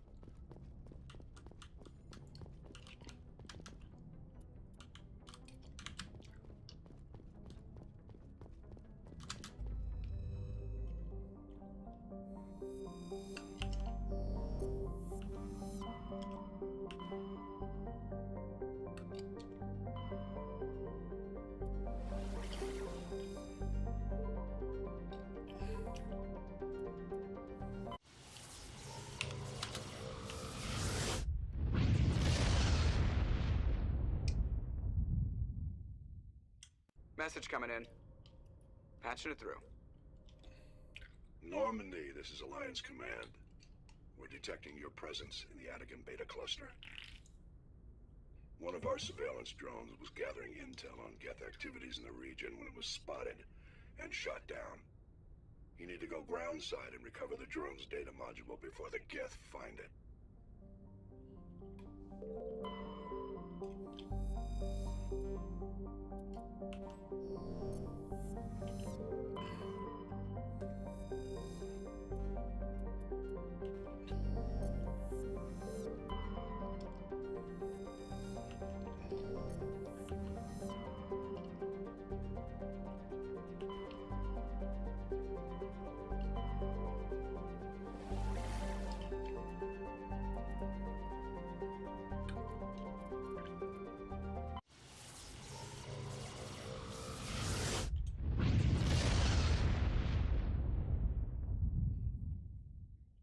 Message coming in.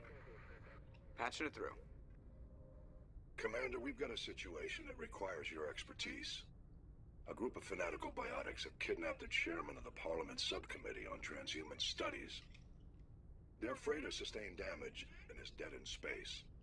Get in there and take them down. What are the biotics asking for? They're L2 biotics, and most of them are suffering major side effects from the implants. The subcommittee denied a request for reparations to all L2 biotics. Apparently they'd like the chairman to reconsider. Understood, Admiral. I'll see what I can do. I appreciate you taking the time, Commander. I'm sending you the last known coordinates of the freighter. Good luck. Fifth Fleet out.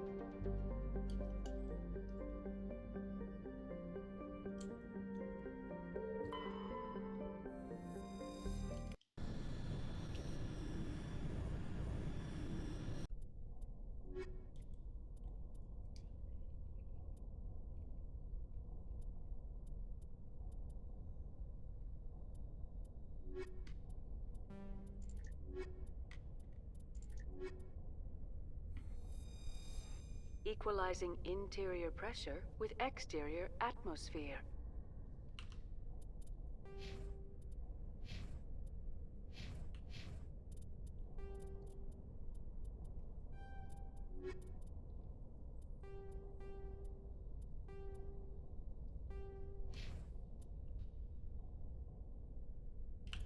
Logged. The commanding officer is ashore. Exo Presley has the deck.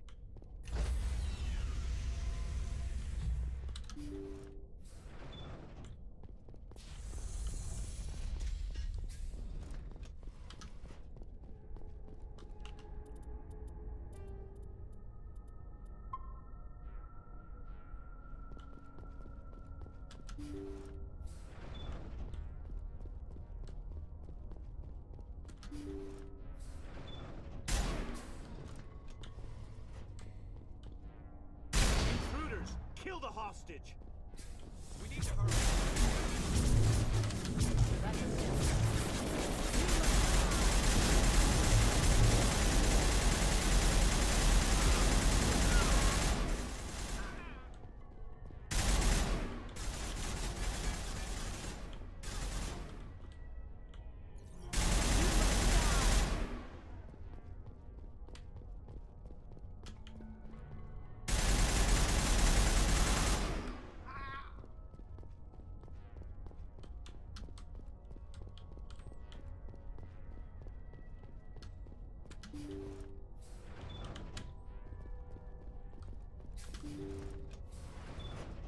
See how it is? You write letters and everyone ignores you. Force is the only thing people appreciate.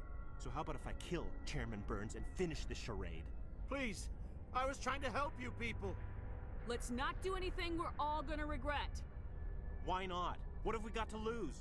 Since the chairman here decided that we didn't get reparations, we've got nothing left to live for. Ouch. But I've changed my mind. Seeing you all, it's clear that you all deserve... You had your chance. Some L2s are nearly crippled from side effects of the implants, but you voted against reparations. Think about this. Burns is the one man who can help you. Yes, if you release me, I can take another look at the reparations request. What, we're supposed to trust you? I'm an L2 like you. Trust me. The commander can make sure that Burns follows through. Sure, you promise us freedom and say everything will be fine, but as soon as we surrender, you'll double-cross us. I'm not promising to let you go. All I'm saying is that Burns will take another look. Right, Burns? Absolutely. I had no idea that the L2 biotics were this desperate. If I'd known, the reparations will come. For whatever it's worth. I promise that.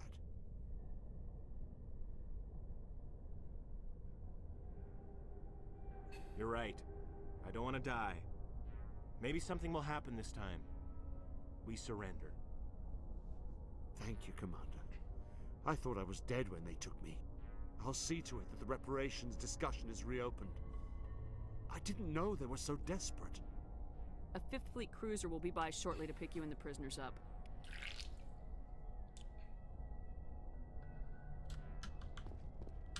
Thank you, Commander. I thought I was dead when they took me.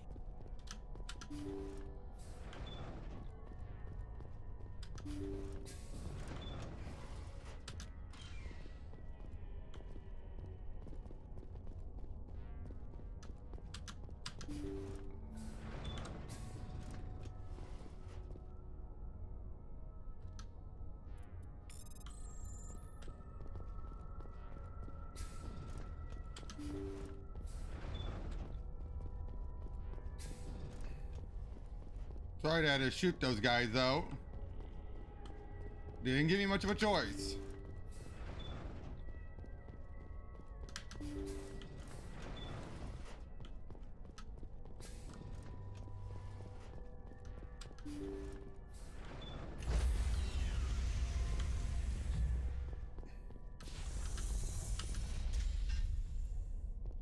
Stand by, shore party. Decontamination in progress.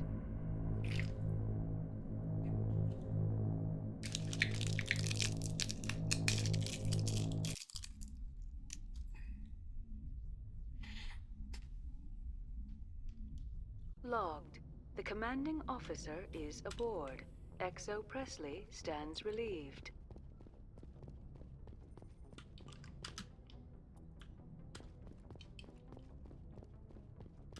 Message coming in.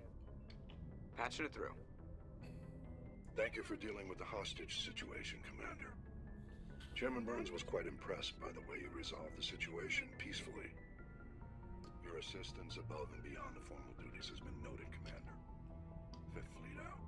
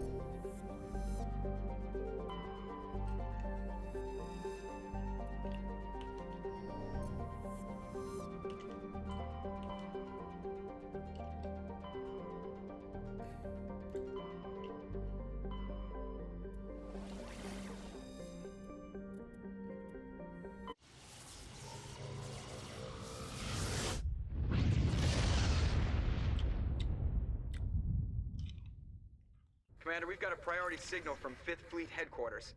Patching it through? Commander, there's a situation in the Exodus cluster. Terrorists seized an asteroid being moved into orbit around Terra Nova. They're gonna bring it down. We only have an hour before the rock hits the red line. We're at your disposal if you need us, Admiral. I appreciate that, Commander, but there's another factor you should be aware of. There was an engineering crew of 100 aboard the rock. They were monitoring stability during transit. As far as we know, they're still aboard. Are we sure the engineers are alive?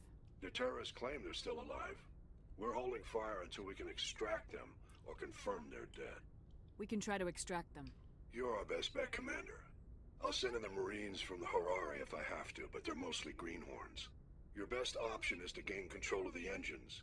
The engineers installed 3 fusion torches to propel it from the asteroid belt into orbit.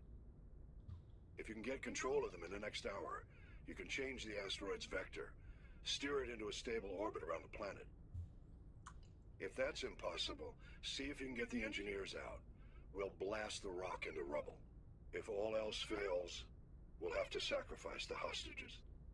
We'll make it right, Admiral. Thank you, Commander. We'll transmit the asteroid's location and vector to your navigator. 5th Fleet out.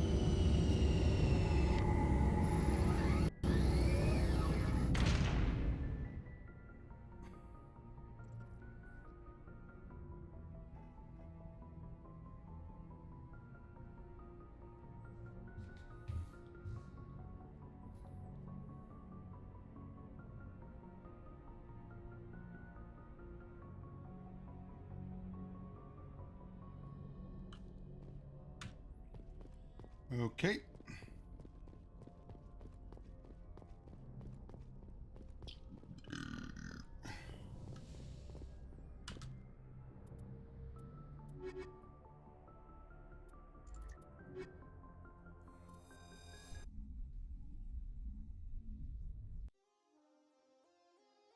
So this is another mod. Interior pressure with exterior atmosphere. Logged. The commanding officer is ashore. Exo Presley has the deck.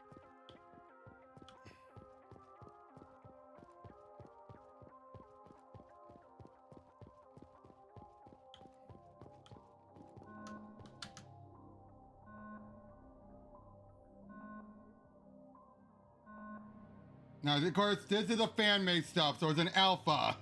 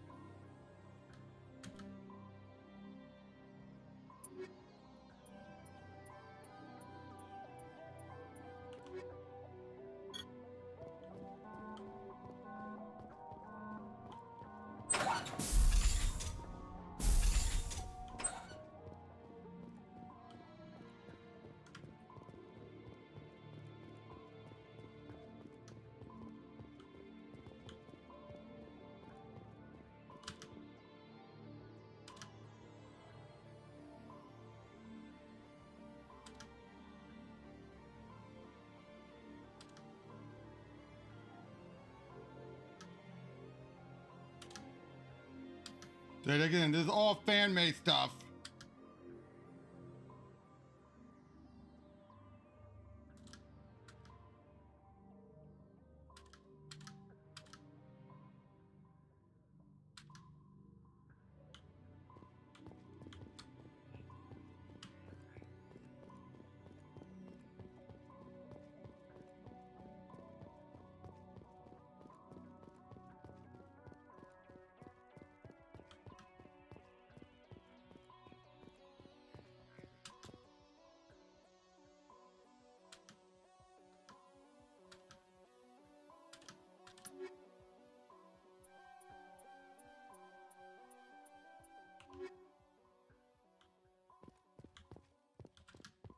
In other news, Exogeny Corp is still denying reports that one of their survey teams has gone missing in the Hades Gamma Cluster. When asked why...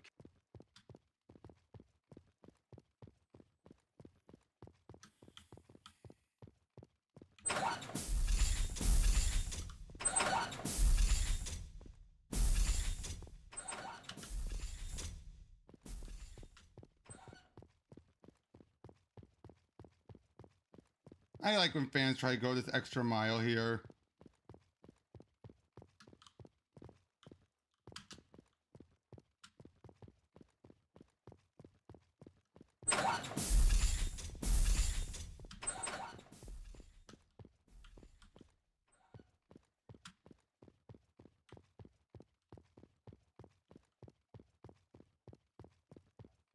The creative redesign stuff from Bring Down the Sky here.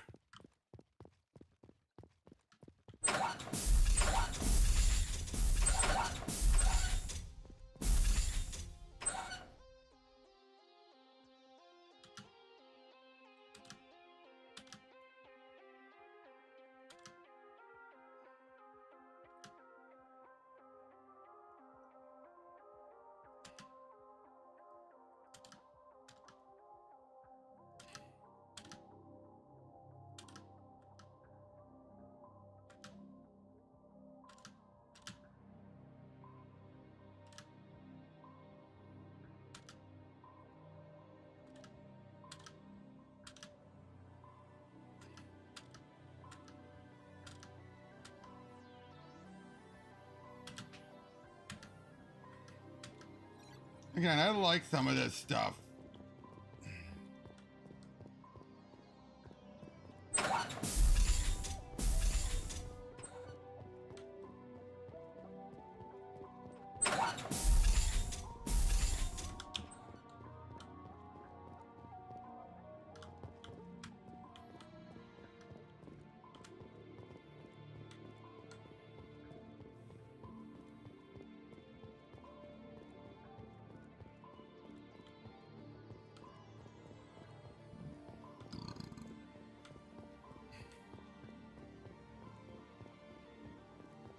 nope, nope.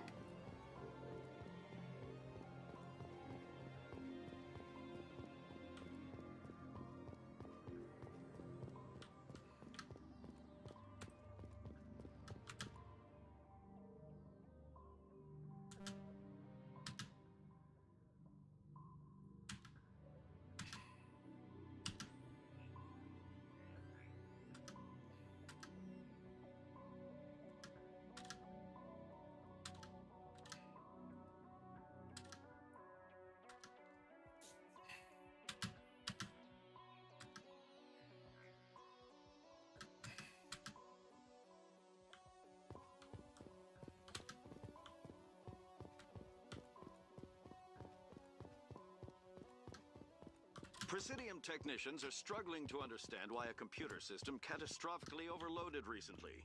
Technicians are reportedly unsure of what caused the malfunction, or even what the system was originally designed to do. CSEC is... No, that's what we had to deal with earlier.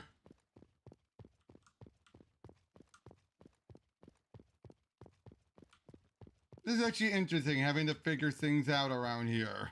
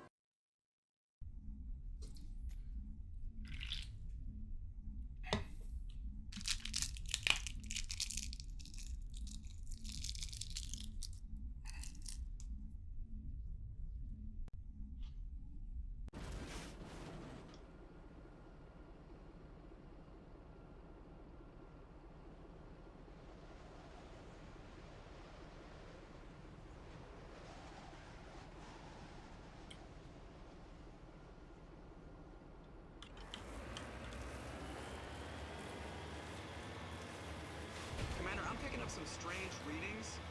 Really strange, like off the damn charts. It looks like it's coming from an underground complex a few clicks away from the drop zone.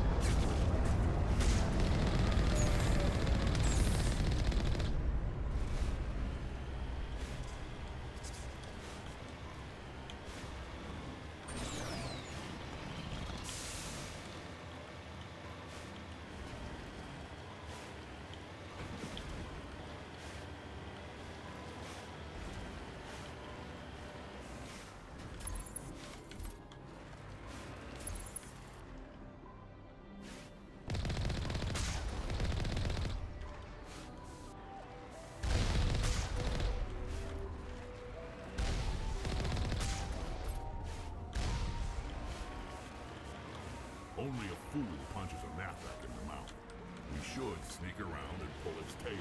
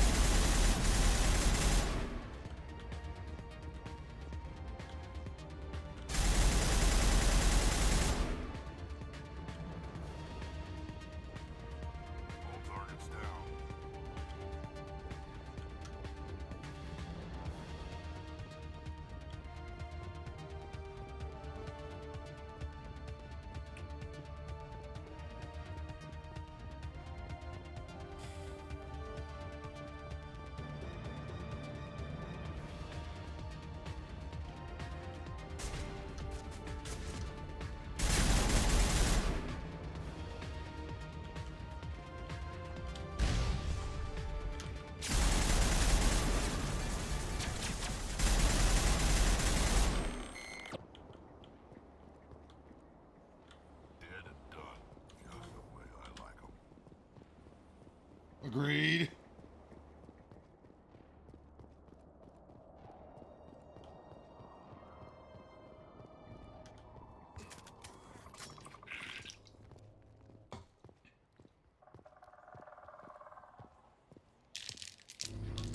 Uh-oh.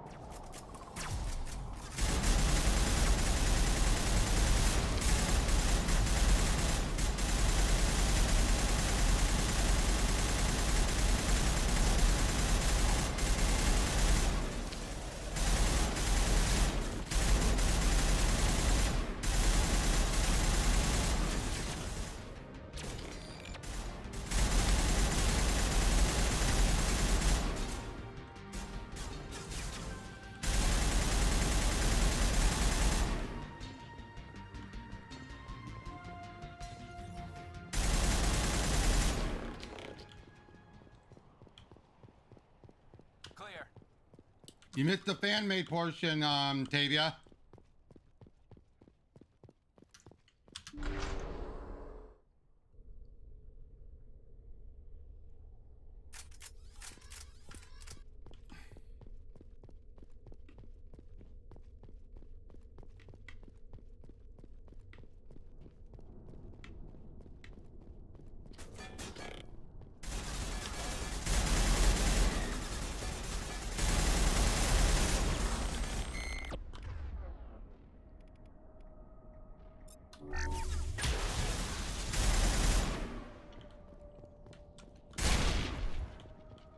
All targets down.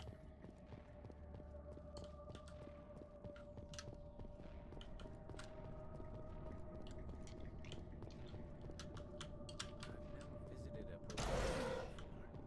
Aside from the Citadel, I mean.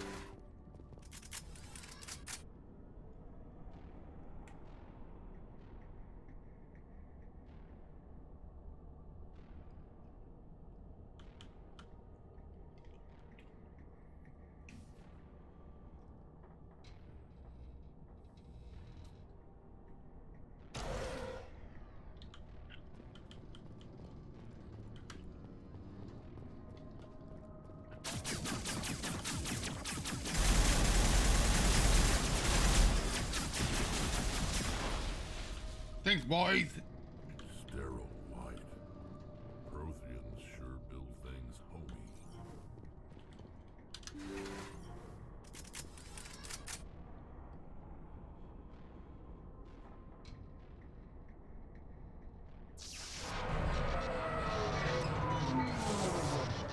Uh-oh.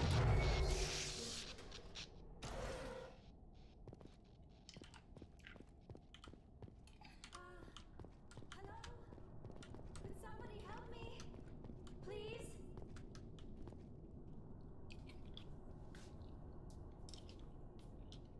Can you hear me out there?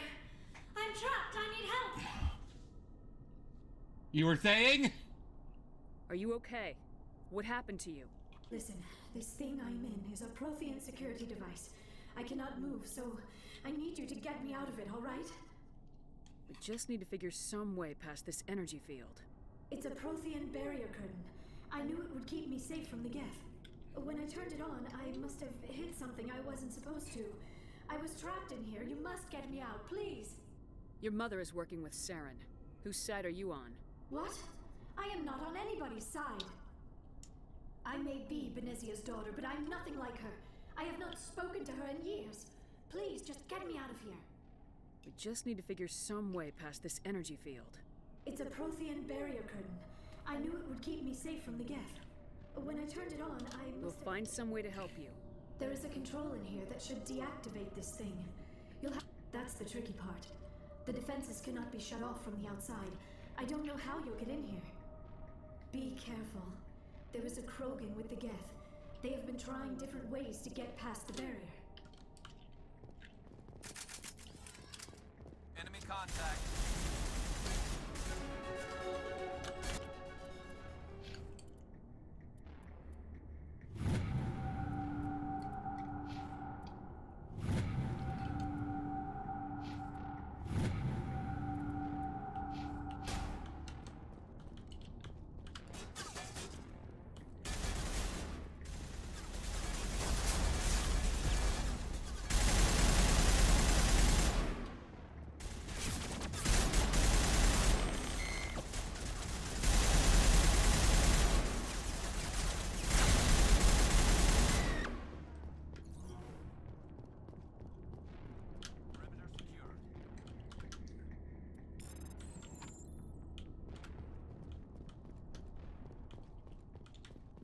Yep.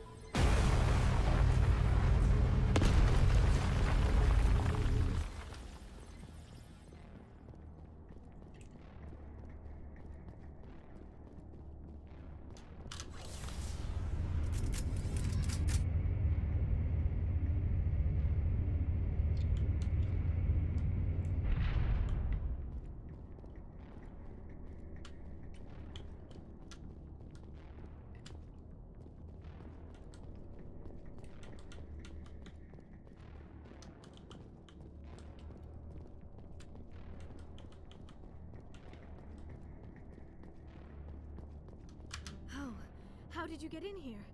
I didn't think there was any way past the barrier. We blasted through with the mining laser. Of course. Yes, that makes sense. Please, get me out of here before more Geth arrive. That button over there should shut down this containment field.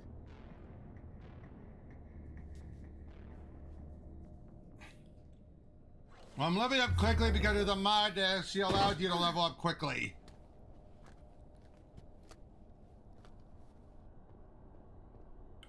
Any idea how we get out of this place? There is an elevator back in the center of the tower. At least I think it's an elevator. It should take us out of here. Come on! I still cannot believe all this. Why would the Geth come after me? Do you think Benezia's involved? Saren's looking for the conduit. You're a Prothean expert. Obviously, he wants you to help him find it. The conduit, but I don't know. What the hell was that? These ruins are not stable. That mining laser must have triggered a seismic event. We have to hurry. The whole place is caving in.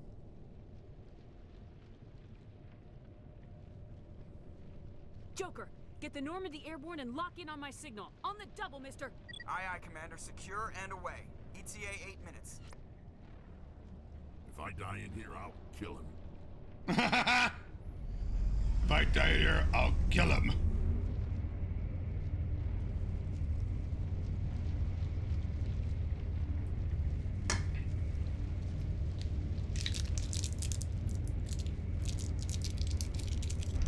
Basically, the mod allows you to reach level 50 by the end of the first playthrough, not have to do 2 playthroughs.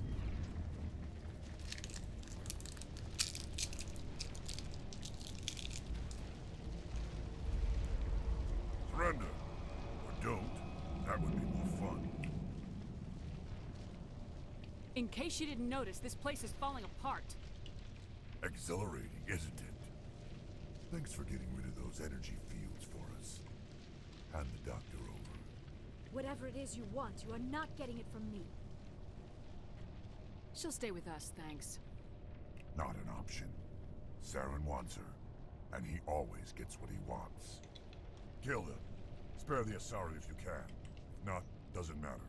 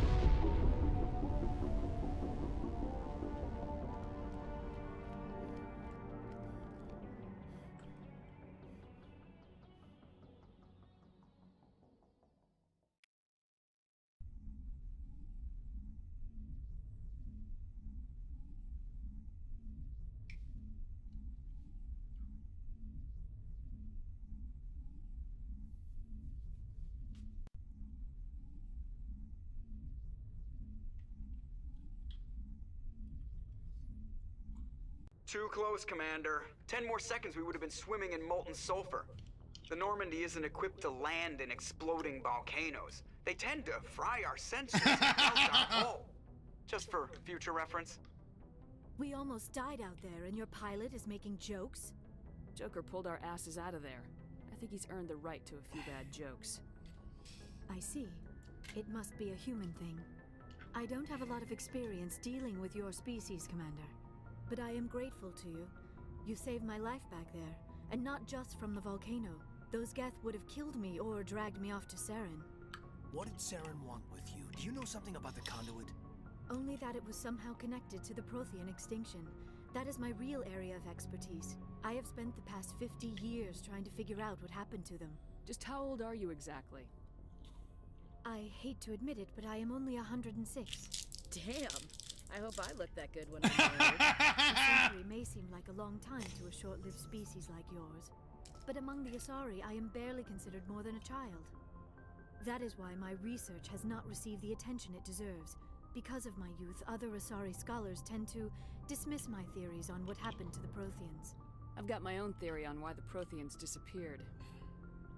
With all due respect, Commander, I have heard every theory out there. The problem is finding evidence to support them.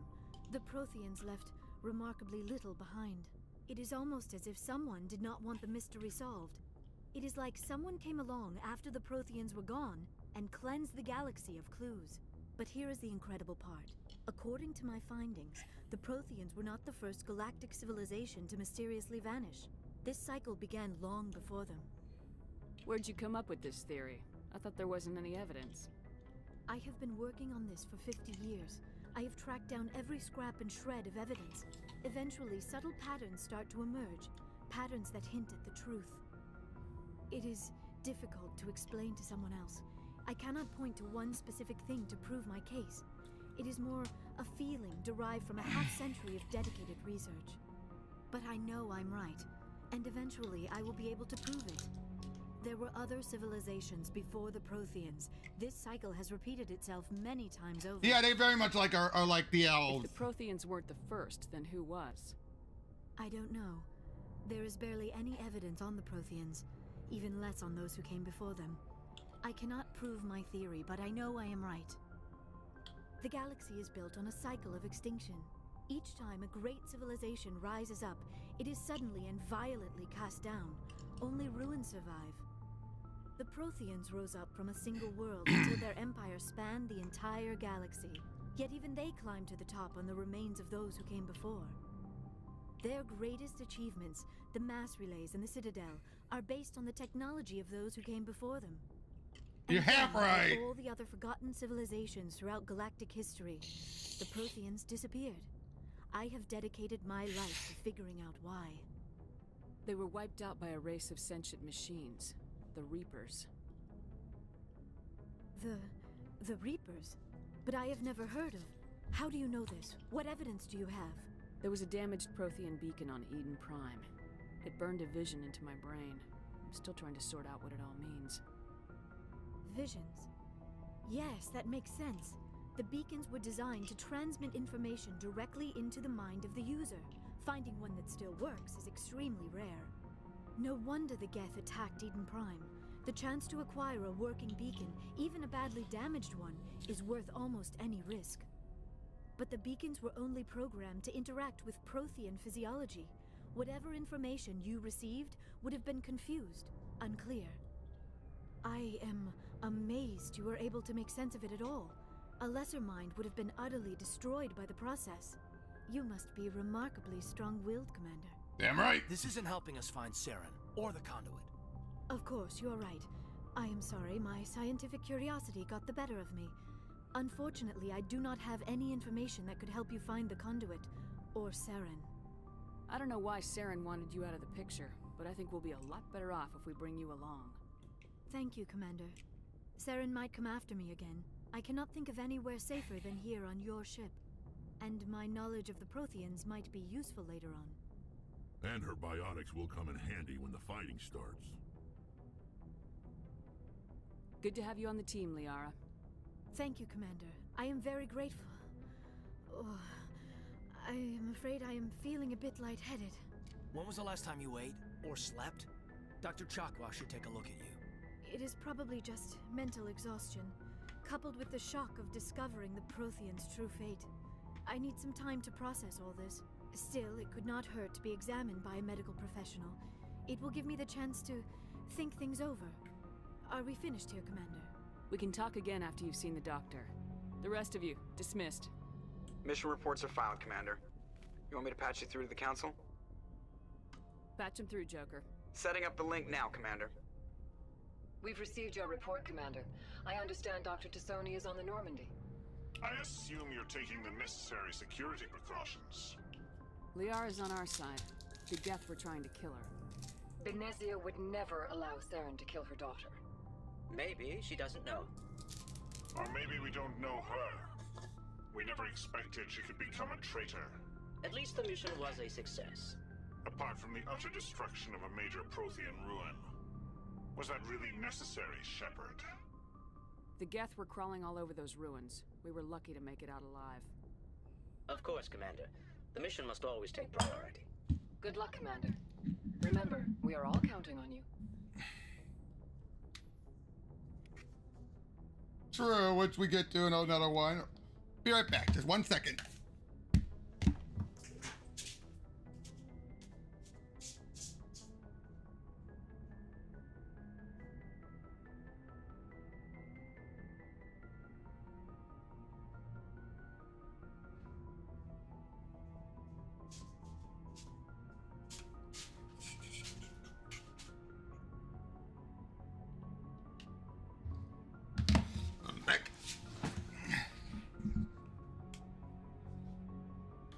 Let's go meet up with everyone again.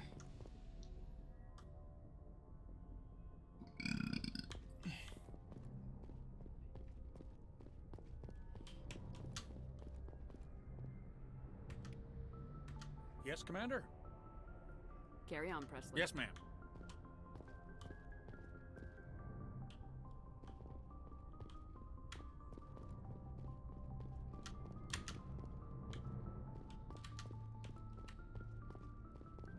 Unread messages, all right.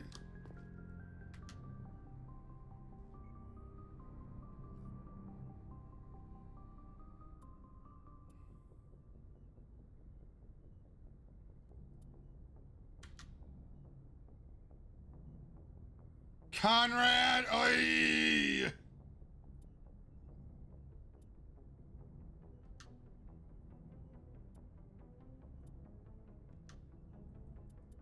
You want to talk to me?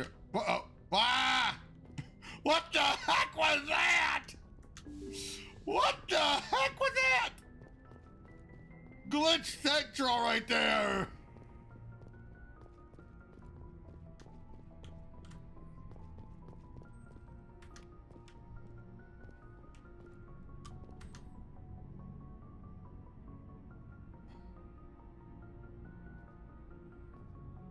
Commander, do you have a minute? I always make time for my officers. Off the record, I think there's something wrong here. This Saren is looking for records on some kind of galactic extinction, but we can't get backup from the Council? Sorry, Commander. There's writing on the wall here, but someone isn't reading it. The Council doesn't want to believe anything's wrong. I'd call it human nature, but... I hear you. It just seems like a group that's been around as long as the Council should see this coming. It's funny, we finally get out here, and the final frontier was already settled. And the residents don't even seem impressed by the view. Or the dangers. Well, well. You're a romantic. Did you sign on for the dream, Malenko? Secure a man's future in space? Yeah, I read a lot of those books when I was a kid, where the hero goes to space to prove himself worthy of a woman he loves, or, you know, for justice. Maybe I was a romantic in the beginning, but I thought about it after brain camp. Biotic acclimation and temperance training. I'm not looking for the dream. I just want to do some good. See what's out here. Sorry if I got too informal. Protocol wasn't a big focus back in Bot. I didn't go through bot training for my biotics. Tell me about it. Biotic acclimation and temperance didn't last past the... Oh, they actually referenced the biotics right there, too. Sorry, Haldan is unkind. We were encouraged to commit to an evaluation of our abilities so an understanding of biotics could be compiled. There are worse results of accidental exposure to Element Zero in the womb. Beats the brain tumors some kids grew up with. Is there some question about how you were exposed? My mother was downwind of a transport crash. It was before there were human biotics, a little after the discovery of the Martian ruins. It only gets iffy around 63 when Kinetics was running out of first-gen subjects. Until then, they'd relied on accidentals. Bunch of guys in suits show up at your door after school, and next thing you know, you're out on Jump Zero. Jump Zero is Gagarin Station, right? What's it like? Yeah, that's the official name. Biggest and farthest facility we had for decades. Right on the termination shock, the outer edge of the solar system. It's where they did all the Goose Chase FTL research before we caught on to using mass effect fields. It was a sterile research platform when I was there. There were other kids in the same boat, right? At least you weren't alone out there. That's true. We did have a little circle that'd get together every night before lights out. We didn't have much to do, though. It was a research platform then, and Kinetics kept Jump Zero off the extranet to prevent leaks. Then you must have had plenty of time to get to know each other. Yeah, we'd sit around and bull every night after dinner, play cards. Ah, sorry to hear that, Pika, but hey, like you just said, at least it was a good spot. There was this girl named Rana, who had a little circle grow up around her. She was from Turkey. Her family was very rich. But she was smart and charming as hell. Beautiful, but not stuck up about it. Like you, I guess. Ma'am. Sounds like she was special to you. She was. Maybe she felt the same.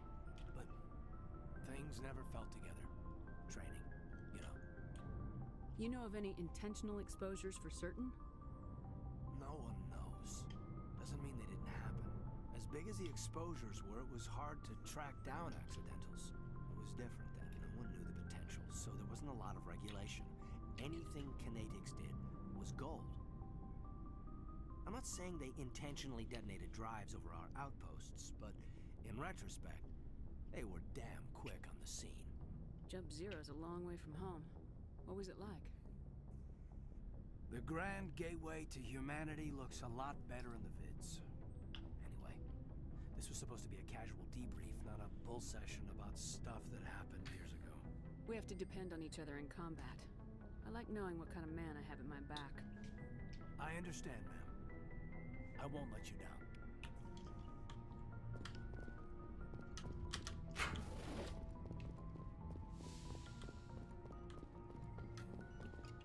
Yes, Commander? Is there something you need? I should go. Goodbye, Commander. Keep forgetting she had so minimal dialogue.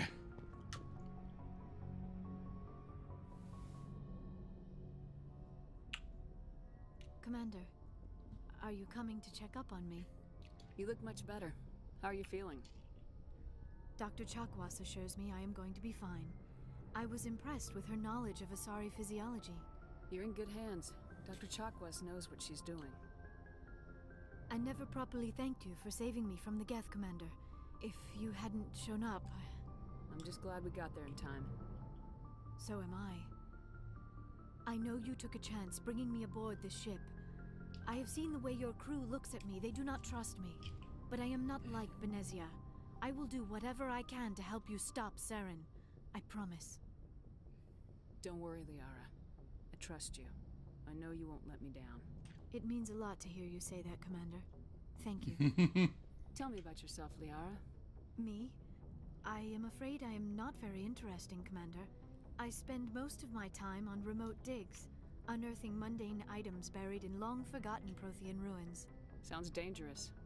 And lonely. Sometimes I would run afoul of indigenous life forms or stumble across a small band of mercenaries or privateers. But I was always careful. Until the Geth followed me to Artemis Tau. I never found myself in any situation my biotics could not handle. As for the solitude, well, that is one aspect that most appealed to me. Sometimes I just need to get away from other people. You don't like other people? I suppose it comes from being a matriarch's daughter. People expected me to follow in Benezia's footsteps. They wanted me to become a leader of our people. Matriarchs guide their followers into the future. They seek the truth of what is yet to come. Maybe that's why I became so interested in the secrets of the past. It sounds so foolish when I say it out loud. It sounds like I became an archaeologist simply to spite Benezia. All children rebel against their parents. It's a natural part of growing up. Aha, you share the wisdom of the matriarch, Shepard. That is exactly what Benezia said when I told her of my decision. But there was more to it than that. I felt drawn to the past. The Protheans were these wondrous, mysterious figures. I wanted to know everything about them. That is why I find you so fascinating. You were marked by the beacon on Eden Prime. You were touched by working Prothean technology. Sounds like you want to dissect me in a lab somewhere. No, I did not mean to insinuate. I never meant to offend you, Shepard. I only meant that you would be an interesting specimen for an in-depth study. No, that's even worse. Calm down, Liara. I was only joking. Joking?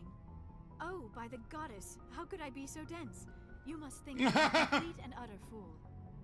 Now you know why I prefer to spend my time in the field with data disks and computers. I always seem to say something embarrassing around other people.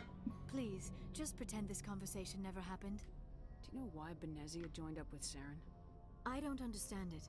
She was always outspoken about the need for the Asari to become more involved in shaping galactic events.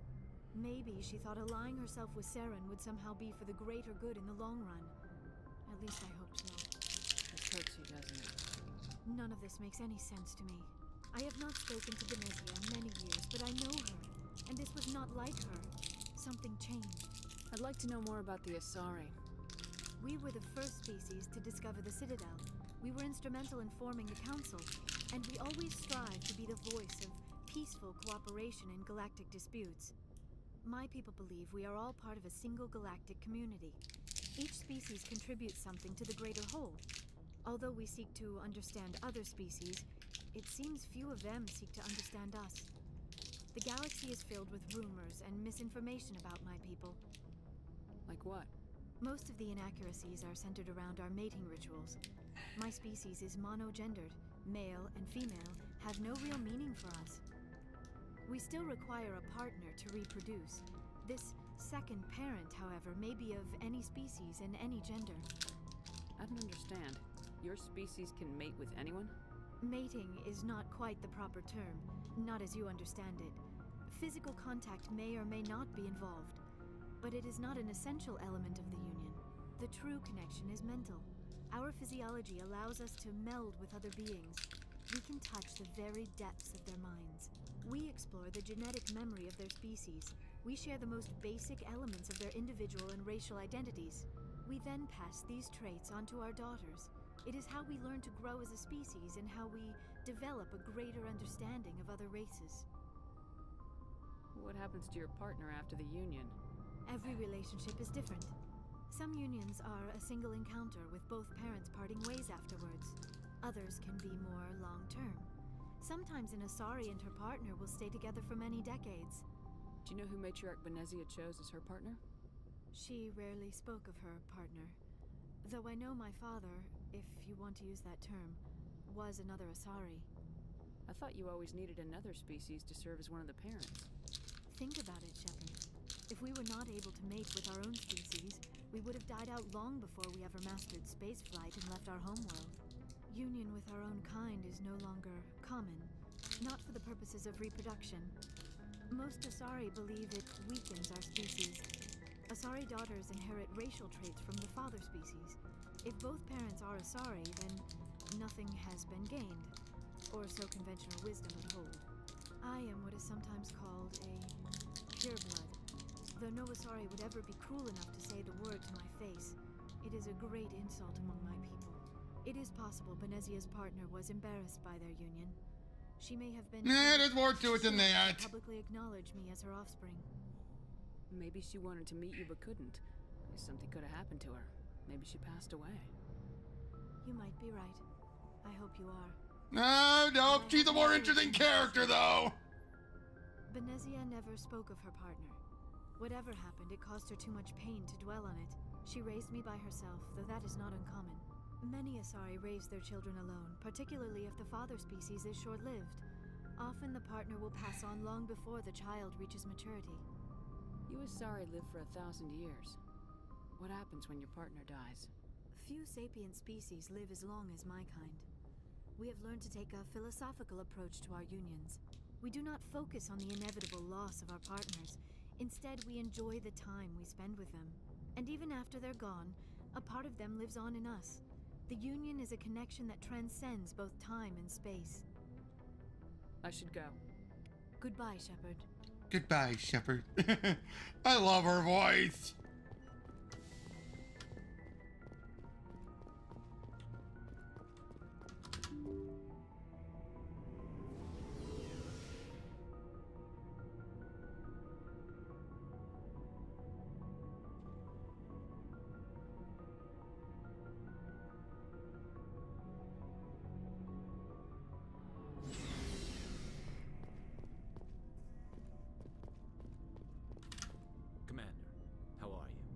Why did you want to be a C-Sec officer in the first place?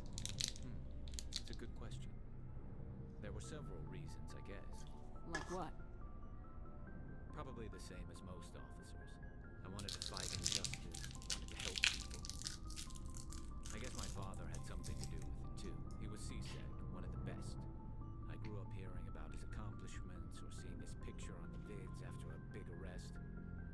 He's taking my resignation pretty hard. That's tough. But you'd think he'd be impressed you're going after Saren. My father's a C-Sec man to the bone. Do things right or don't do them at all, he says. He thinks I'm being too rash, too impatient. He's worried I'll become just like Saren. He actually talked me out of becoming a Spectre when I was younger, for the same reasons. You were asked to be a Spectre? Well, I was targeted as a possible Spectre candidate. Me and about 1,000 other Turian military recruits. I could have received special training, but my father didn't like it. He despises the Spectres. He hates the idea of someone having unlimited power with no accountability. He wouldn't like you, Commander. No offense.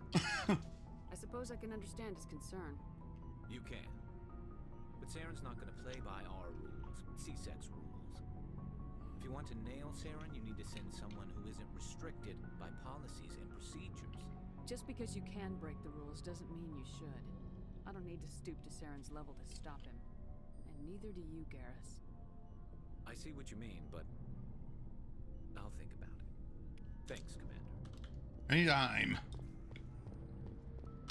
So, we've got Saren on the run. It won't be long now. Saren's good, but I'm better. Good? He's rotten. To the core.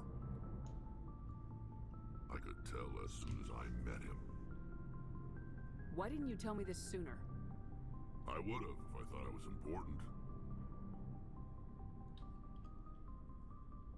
I think I'd like to hear about it just the same.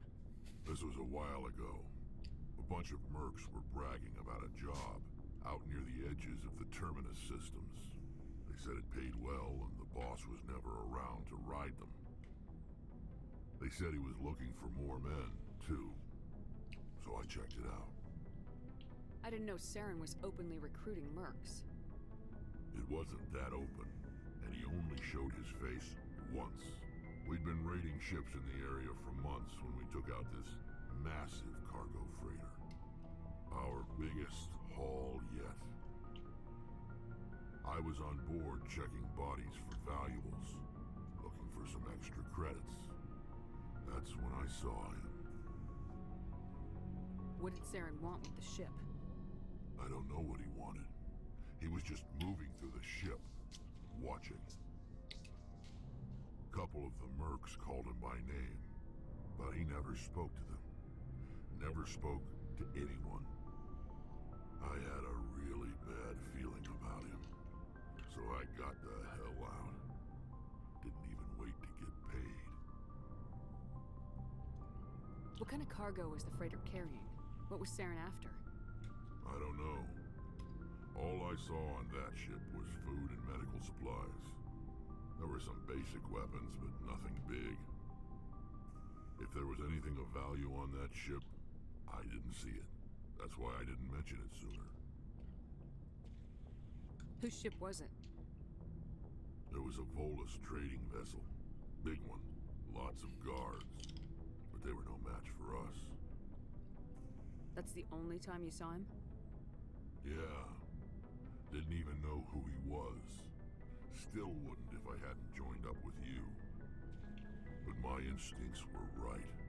Every other merc on that mission turned up dead within a week. Every damn one. So long, Rex. Shepard. Shepard.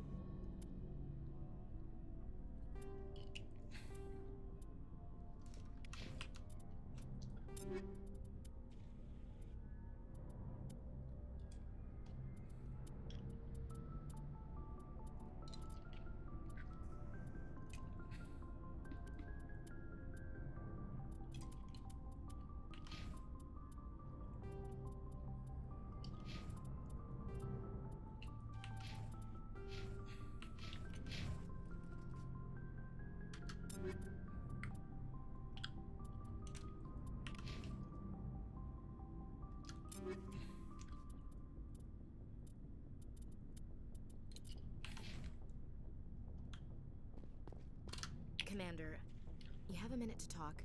I keep an open door policy. If you have any concerns, lay them on me.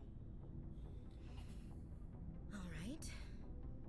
I know things are different aboard the Normandy, but I'm concerned about the aliens, Vicarian and Rex. With all due respect, Commander, should they have full access to the ship? They may not serve the Alliance, Chief, but they're allies. At least as far as Saren goes. This is the most advanced ship in the Alliance Navy. I don't think we should give them free rein to poke around the vital systems. Engines, sensors, weapons. You don't trust the Alliance's allies? I'm not sure I'd call the Council races allies. We, humanity, have to learn to rely on ourselves. Standing up for ourselves doesn't mean standing alone. I don't think we should turn down allies. I just think we shouldn't bet everything on them staying allies. As noble as the council members seem now, if their backs are against the wall, they'll abandon us. You got a pessimistic view of the universe, Williams. A pessimist is what an optimist calls a realist. Look, if you're fighting a bear and the only way for you to survive is to sick your dog on it and run, you'll do it. As much as you love your dog, it isn't— Ow! It's not racism, not really. Members of their species will always be more important to them than humans are. These seem like deeply held beliefs, Williams. What made you think this way? My family's defended the Alliance since it was founded. My father, grandfather, great-grandmother, they all picked up a rifle and swore the oath of service. I guess we just tend to think of Earth's interests as our own. It doesn't sound like you've worked with aliens before. No, ma'am. Mainly I've been groundside, part of the surface garrison forces. I did get a rotation at a space station for training. Every Marine a rifleman, every rifleman ZG certified. That's odd. Your record is spotless and your technical scores are exemplary. You should be serving with the fleet. Anyway, that's why I haven't served with many aliens, Commander. I come from a military family too. My parents were both Navy. Anybody in your family we might know? Couldn't say, Commander. We probably have a lot in common. You join up to carry on the tradition? Mainly I wanted to serve. Protect the Alliance, save lives, you know? Glad to hear it. I'd hate to think you were out here for a free college education. Alright, I can see where your concerns are coming from, Williams. But this is a multilateral mission. You're gonna have to work with aliens, like it or not. It won't be a problem, Commander. You say jump, I say how high. You tell me to kiss a Turian, I'll ask which cheek. Would you kiss anyone I ordered you to? You never know, Commander. What's your opinion of the last mission? Not sure I buy Dr. Tassoni's story about her and her mom not talking. They're family, right? I think she's being straight with us. Or at least I don't think she lies very often. Yeah, she's probably really bad at it. Hey, want me to ask her about her sex life? Might be illuminating. I don't think she's used to teasing, good-natured or otherwise. No. Oh, come on, Too bad those ruins got destroyed. I mean, they lasted thousands of years. That's impressive. We'll talk later, Williams. Ma'am.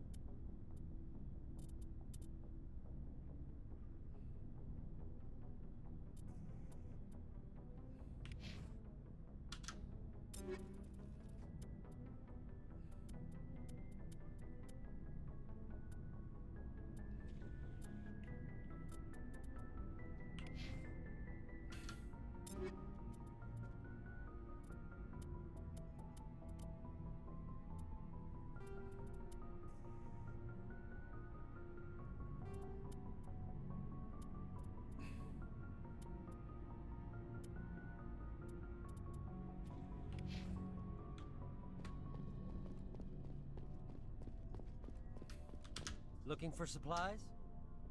Let's see what you bet, Commander.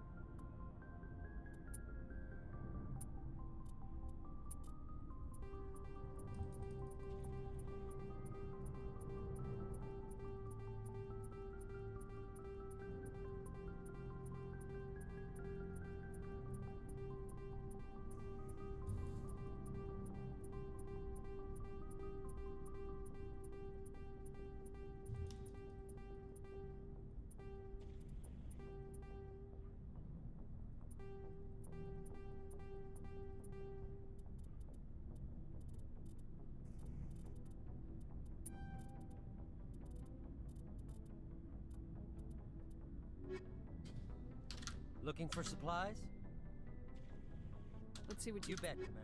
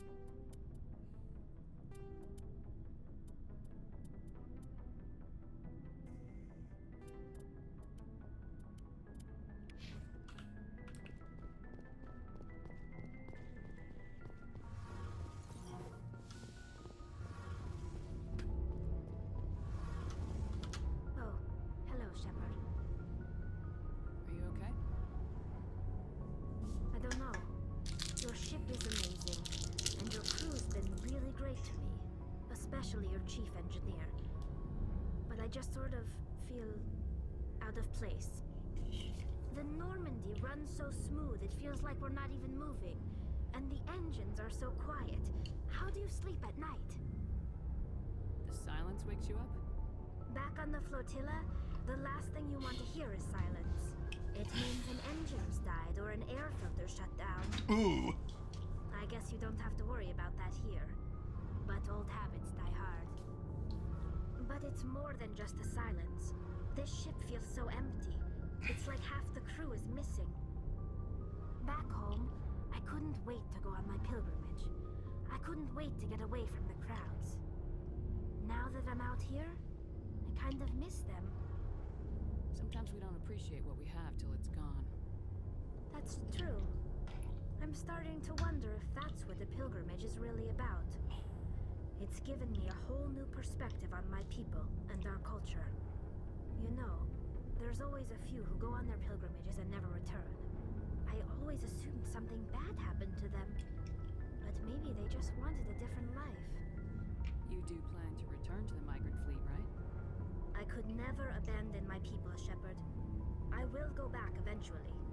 But we have to stop Saren first. Otherwise, I might not have a home to go back to. I should go. See you later. Okay. And with that, I'm gonna wrap up, at least for a while. I am gonna continue streaming later tonight, but I need to get something to eat. I gotta take care of a few things, so I'll be back a little bit later. But until then, I'll be seeing you guys on the